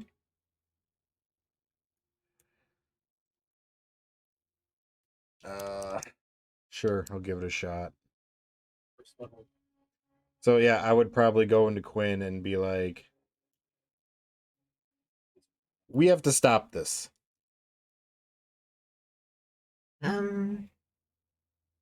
What exactly? Do you really think it's right to kill Waylon?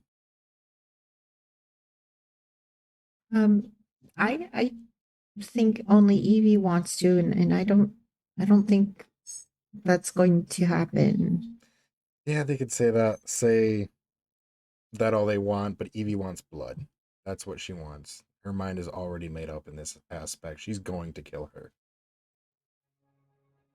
This isn't this isn't the bullshit Cassius was saying when they're just going to arrest her. No, Evie is going there to kill her. And then our case is thrown out the window.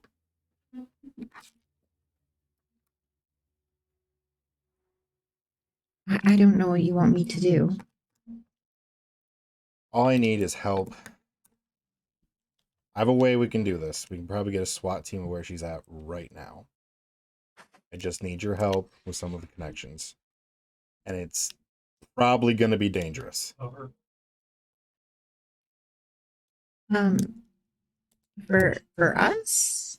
Yeah, No. we're arresting a Well- corpo. I mean, we'd be sending in a SWAT team. I didn't think you and I would be there. Exactly my point.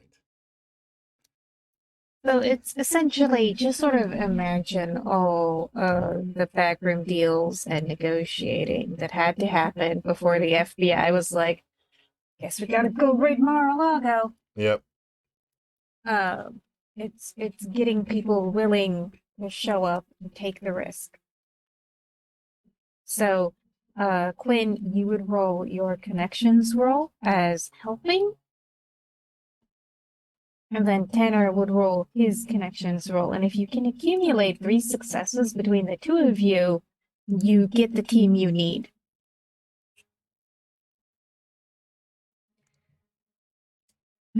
um, Do you really think this is the right move? This is going to destroy the whole case we have against her.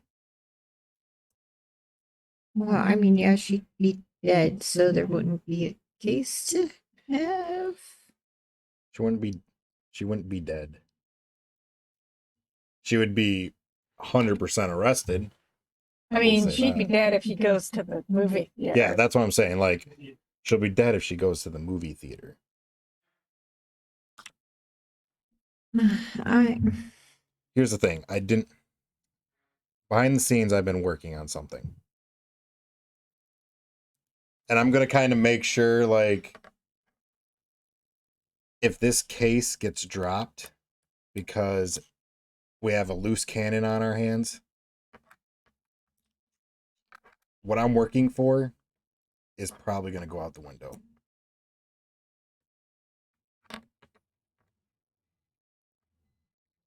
If you want to know what that is, I can tell you what that is. But just don't tell anybody else. It's not something corrupt, is it? No, actually. So I would tell her all the UN stuff. I would try to be a little bit more covert about it. I don't want everybody in the precinct, just because I don't want the corpos being able to get this. But yeah, I would tell her, I'd be like, hey, I've been in contact with the UN and I'm in the midst of being able for the department to be able to make sure the companies don't, or the corpos, and making sure that they're in line with the replicants. So basically giving more power for us to do our job. If this case gets thrown out like that, you might as well kiss that goodbye. Because that is our leverage right now. Or my leverage, or yeah.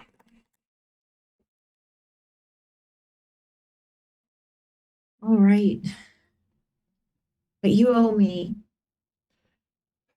Because Evie's not going to be happy. Oh, I agree. And I'm going to say, yes, I agree. All right. So Quinn, go ahead and roll connections with helping clicked on your character sheet. I'm helping. You are helping. Yeah. Oh boy, here we go with the D in connections. Woo. Okay, I have an A. Okay. Do you want to push that?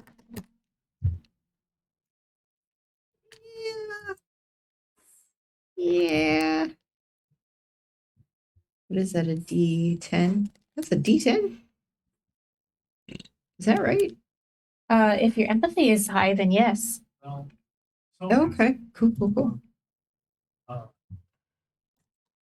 Miles Crossbow. Just don't get a 1. Oh no! Why did you open your mouth, Jared? Why? Jared. You did Oh, this. I did do it. 1 in 10 chance, you know. Oh my god, Leo. All right. Fuck. Okay. It's your roll now, buddy. Okay. Same question. So you've got a D10 and a D12. So you could, if you push and if you get lucky, get the 3 successes that you need. I'll try it and see That's what what happens. Okay. The D10 and the D12? It is up to you how many you want to reroll. Yeah, definitely not happening now. Okay. Yeah, so you got shot. So, as the both of you try to call in old favors and pull on your connections within the department, it becomes very, very clear that you're being frozen out. But Chris You're not now- sure why. That is Tracking what post. got you both a resolve. So I believe Tanner, you're now at 2 resolve. Oh yeah, this is gonna really get him. Like he's gonna be fucking pissed. He's gonna like he's probably gonna bang on the desk a couple times and Okay. And so yeah, Quinn, you also lose a point of resolve. So what are you at now? Oh boy. There's traitor Find out. among you. Yeah, you're right, Bob. 4. Okay. So you're a little shook, but not dysfunctional. All right. So your scheme does not work. Nope. Right, It was Tanner, I it was a tried. really good shot, but sometimes the dice just want to fuck you, Yeah. I'm gonna spend a- and not in the was. nice way. All right. So, absent, with squad succeeding, Genesis will show up at the movie theater unless anyone else has anything that they want to do. All right. No, Okay. I assume everyone is there at the theater. I think they all saw me shoot that guy dead and yelling at them, there's a traitor among you. Yes. Yeah, Like, I guess dude, I'd you be going to just the shot that theater. guy. Try to mitigate what? this as much Well- as possible. Evie tries I anything love that. stupid, I'm gonna tackle her. I love that Bob is narrating for us accidentally. Exactly. Actually, hey Um, guys, why don't we just injure her? Yeah, I'll stay here. I won't If move. she can't leave, she We're can't too- walk. I'm just saying. We're too far. No, we're not changing the plan. Blowing her legs off. All right. Yeah, let's switch from shooting Genesis to shooting Evie. That's better. Yeah, I will say that your scramble to try and assemble a last minute SWAT team took up most of your time, so Okay. you are arriving a little bit late to the movie theater. But Oh, no. so is there any ahead of Genesis?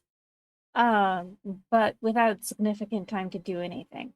Okay.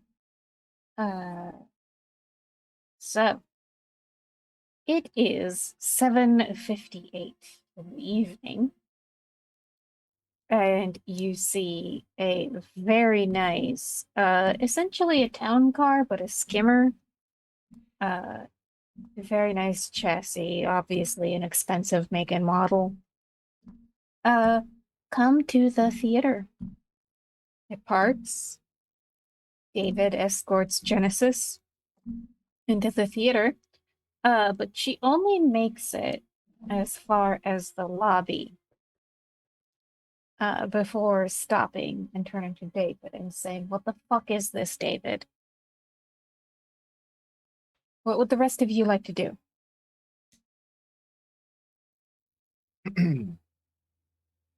Question for Evie, aka Boss Lady.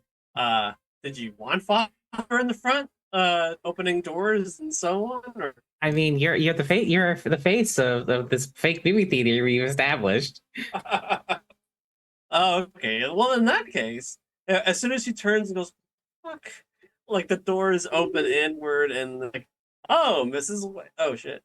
Oh, Mrs. Wayland, welcome, welcome. Let me. Would you like some refreshments, perhaps, before our new special today? Our special movie of the day, our special showing. Excuse me, who the fuck are you? I'm a very busy woman. David, what the fuck is going on? Why did you bring me here? I will go ahead and just pull out my badge and hold it up. Hello, ma'am. I'm Detective Cassius. We are all members of RepTech. You are under arrest for conspiracy to commit murder against RepTech agent Dutch. I can look around. Did he have a last name? Olson. Olson. Olson. Unfucking believable. The fuck I am? Alright, and so at this point, Cassius, give me. This would be manipulation, and you will need 2 successes to convince her to come with you without a fight. Come on, Cassius. Get a crate roll. 2 successes on manipulation coming up. Do it. The name of the movie is You're Under Arrest. Rated R. Oh, that's 1. Push, Push push, push. it. On my D8. Ah! Do Yes, I'll obviously push it. Oh gosh, it hurts. No. Here we go. Oh. Did you push the push? I think you pushed the wrong I one. pushed Yeah. the wrong button. Shoot.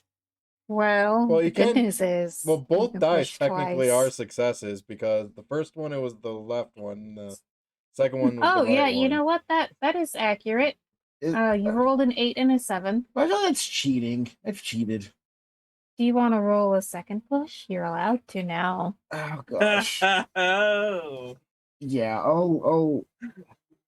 Yeah. Club replicant. Okay. Here we go. Yeah. I clicked the Or wrong button. replicant. You did it again. No. That was the original push. Oh, okay. Ah, Yeah. Okay. I had an 8 on the D10. So Okay. yeah. Okay. All right. So push. All right. Unfortunately, 1 success. Okay. So, Genesis. So, essentially, the 2 successes were overcoming 2 specific barriers. The one is Genesis feeling, you can't arrest me, I'm rich. The Sure. second one, knowing exactly what crimes she has committed. She knows what she's done, and she does not want to get caught for them. And so, failing to overcome both those barriers, Mhm. you go through your spiel, you're under arrest. She says, "The fuck I am," turns on her heel and begins walking out of the theater. Well, that looks like resisting arrest to me. Okay. How would you Uh, like to respond? Evie's going to draw her firearm and fire. All right, give me a firearms roll, please. I will be using benevolence here. Go ahead. I'm going to go ahead and push. Oh, they're both D. I'm going to push. Can I do the D8s? Oh, I can do the D8s. Excellent. Nice. I will push both D8s. Dang. Bloodthirsty. No! Punches, though. Well, Okay. I hope you get that 1. I did get the 1. I did get a 1. So so what's your happy for that. resolve at right now? It's a 2. Okay. So it's now at 1. And how is everyone else going to react when Evie opens fire? That depends on what David does next. Okay.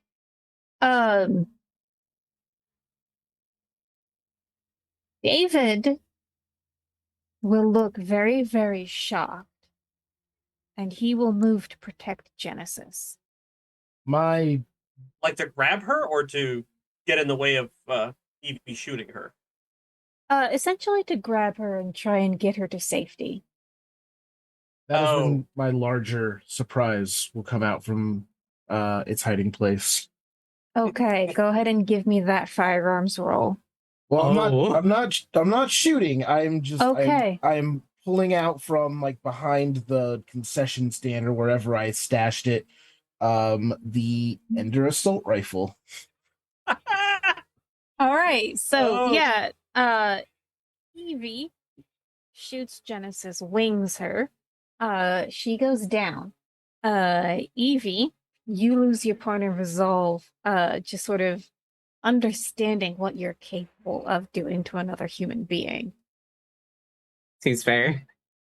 And then, what about Quinn and Tanner? And Foster as well. So, am I driving up to this? You are both here. You arrived late, but you were here.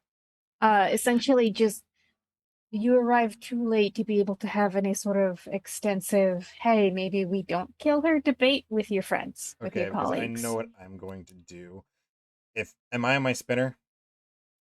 You are No, here. we're in You the are lobby. in the Okay, theater. okay. You're Oh, all I'm in the lobby. Yes. Jeez.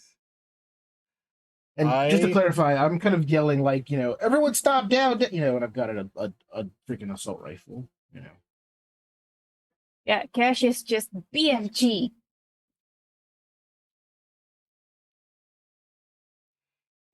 So And it seems like Cassius has this well in hand, so Foster will keep his hand on his pistol and then fade into the background behind All the right. two doors. so Quinn.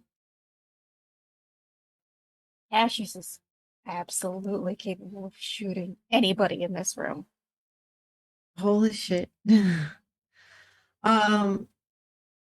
Quinn hears him being like, down, down, down. So she'll just drop and cover her ears. Okay. So what I'm going to do is I'm going. God, I swear, if you shoot her, Cassius, I'm gonna be pissed. All right. So Cassius, give me a manipulation roll. You will have advantage because you have the big fucking gun. Yeah. So what I'm gonna do is I'm actually going to point the gun at Genesis Whalen and I'm gonna yell at her, say, "Get the fuck down!" Just like how like a regular cop would do. And I would start doing like Miranda rights, all that good crap, and trying to All put her right. in cuffs. Tanner, go ahead and roll manipulation with the helping tab clicked. Cassius, would you like to push that roll? All right, Yes. what do I? So on your character sheet, if you look where, like, right beneath where it says shift log and vehicle, there's advantage, Oh, normal, okay. disadvantage, helping. Click helping. Okay. Yep, there you go. And then what'd you say? Manipulation. Yes. Got Okay. one. Cassius, would you like to push your roll? Yes, please. Go ahead and do that. I'm just trying to make sure I'm picking the right button for advantage. I want to re-roll my D10 and my second D8. So if you just hit push, it'll let you choose the dice you want. yeah, that's how I there's a think that- there's a matrix. This is with the three. Yeah. I've never looked at the three. Yeah, button it's one. wild. It's wild, but it works. Yeah, I'm just okay. So is that going to be the D8 plus D10? Or wait, the 4 and the no. You can also just The do 5 and the 4. whatever. I got it. I think I Yeah, figured it out. you can how to also read just this. do whatever has started doing. Okay, Holy that's shit. 3 Chloe. successes. There it is. Yeah, agreed. Okay. That was great. So there are now enough firearms in play. Genesis has been wounded. And David is whispering something into her. Probably it's in your best interest to surrender, ma'am. Or she's just like, puts up her hands, puts them behind her head.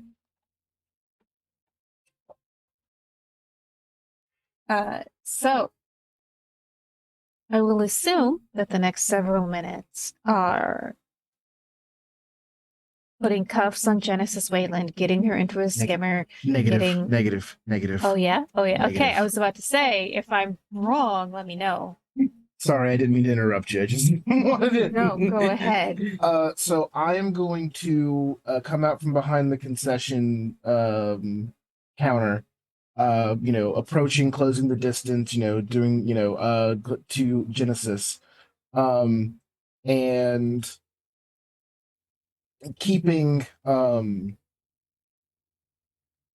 the rifle on Genesis. I'm going to reach into the pocket of my coat that I wear now. Mhm. I'm going to take out the second smaller surprise, which is a compact 357 that has no serial number or identification marks. Oh, when I And see that, I- my hand will instantly go up with my. Okay. That's fine. And then I'm going to toss it to David. Okay. So Oh. this second surprise. The second surprise. The Okay. yeah. And it, No, you're a if bitch. I can, I would like it to have one bullet in it. Holy shit. Okay. So, all right, you have officially armed David. David, you said you wanted to be a human, or what it feels like to be human. All right. Whoa, Yes, whoa, and whoa, he whoa, looks whoa, whoa, very whoa. confused. No, David, don't do this. David, make a choice right now. Don't, You David. decide. No, No one it's not. else. Do not listen to Cassie. This is not what a David. human does. No. Humans decide. They make decisions, most of them mundane, and every Yeah. once in a while you make one that changes everything. This is it. Not her, not programming, not anything. What do? You have two options. You either kill the person who has made you less than her, or you're not walking, either of you are walking out of here.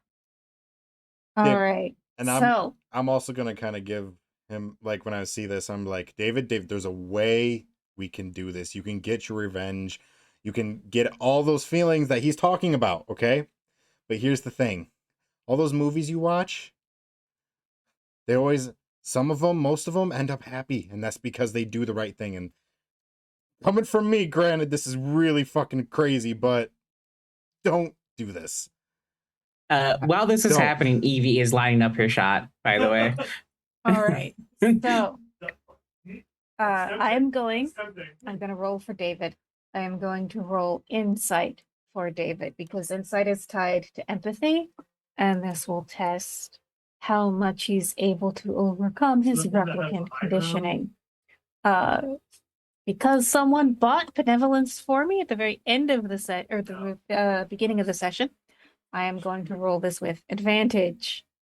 Be perfect. And Someone. I just before let's go. I just want, like, Cassius is basically just rambling, like, just choose, make a choice. If he gets one success, well, that'll reveal something about his inner life, and then he maybe makes another roll. All right, so insight roll for David. Okay. Got it. Yeah. Oh gosh, maybe. I don't know. Is this good or bad? I don't know either. I mean, I want to Alright. know. Let me see.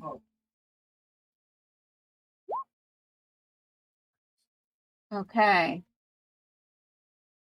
Push twice. Yeah, why not? And that is my turn. All right. Ooh, mean. But you know what? He But got, round he one got success. he got the one success. So Okay. Oh, I want to see where this goes.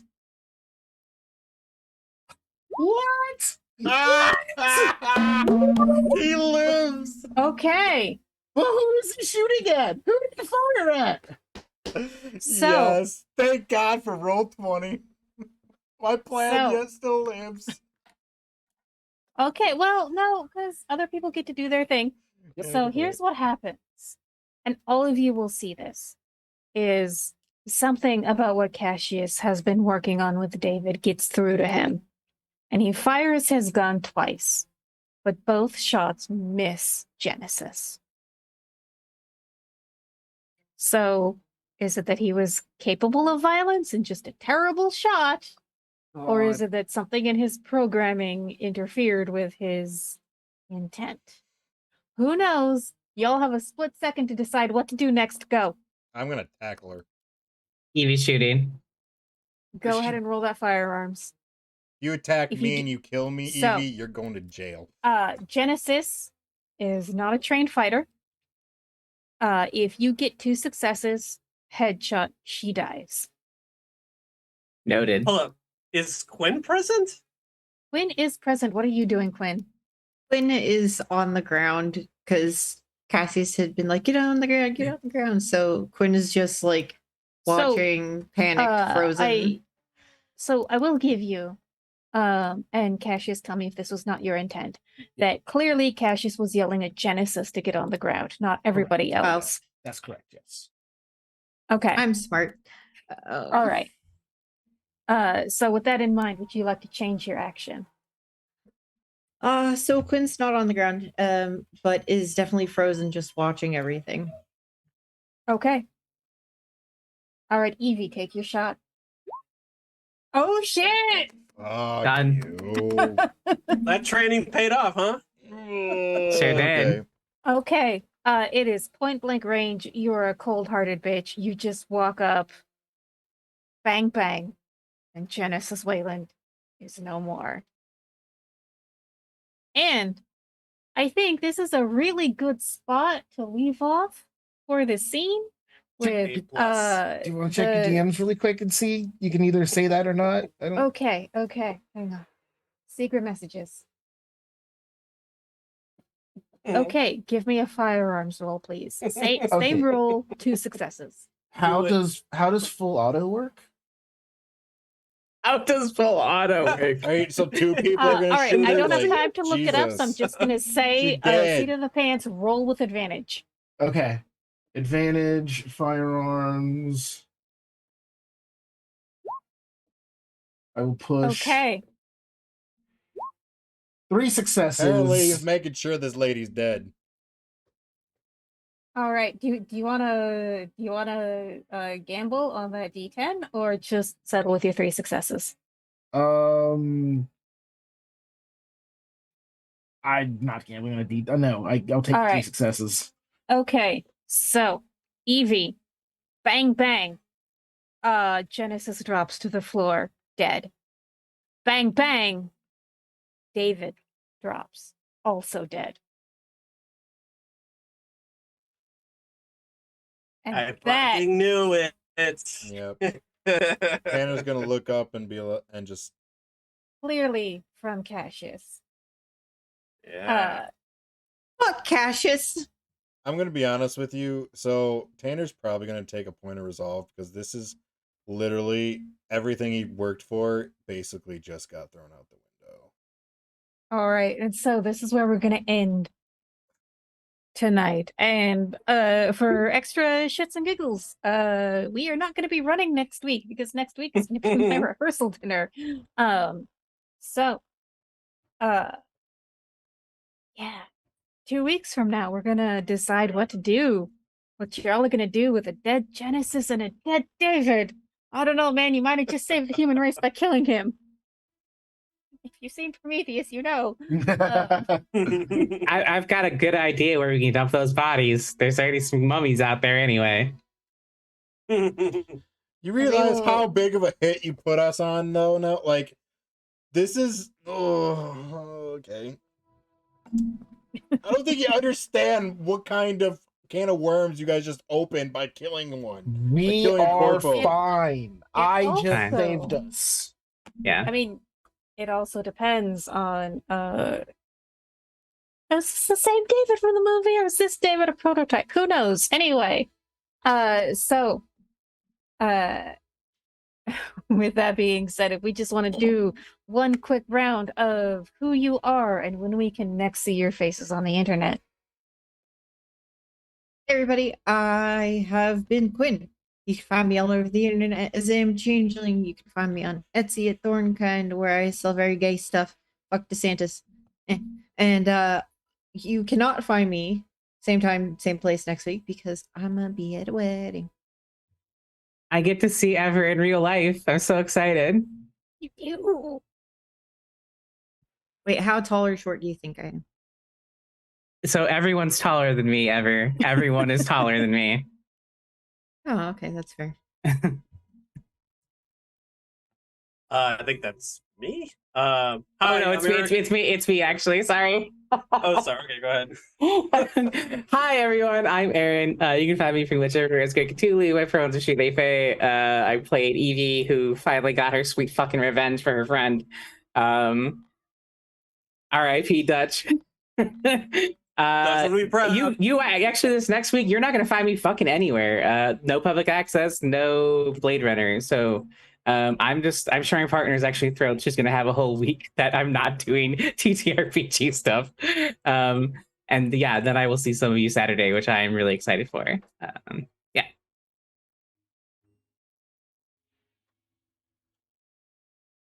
Oh, yes. And now I'm Eric. I played Foster, and wow, what a fucking session! Can't wait for next time. I won't see all of you at the wedding, but we have a good time. I know you'll have a good time, and look forward to seeing you all again. Agreed. Hello, my name is Jared, and you can find me here on Twitch at Leo of the Black, doing Leo of the Black things. And today I played Tanner Rigo. All of the shit that he just got done trying to work for is probably thrown out the window because there's nobody to convict anymore. On another side note, congratulations, Rachel, you are getting married. It has its hard times, but it's worth it in the end, I promise. So I Thank hope you have you. a good time.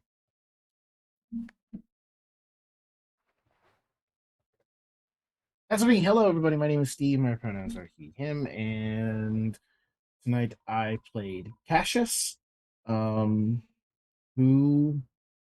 made some decisions and made someone else make a decision. So, Choices were absolutely made. so it'll be fun to see how those choices and decisions play out going forward. Thank you, everybody. This was awesome. I'm sorry to all the viewers at home. I don't have a webcam right now because someone left it 250 miles away, and that someone was me. I left it. That's fine. You've got a great picture in your camera box. I have been your game runner. Thank you to my players. I say that every week, but I just want to shout out everyone. Your roleplay this week was exceptionally fantastic. It was great running for all of you. This was such a great time. And yeah, I will. Hopefully, assuming planning does not completely eat me, I will be back here on Monday for Dragon Age. Otherwise, everybody gets a week off, and I will see you in 2 weeks. Well, we are going to come back in 2 weeks where you deal with the 2 dead bodies that you just created. Consequences that'll be fun to play out.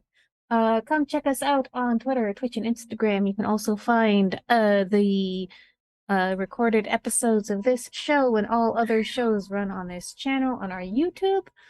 Come follow our YouTube. It's nice. Yes. Wow, I ran out of steam halfway through saying that. Okay. You know what? We're done. We're done. Good night, everybody. Good night.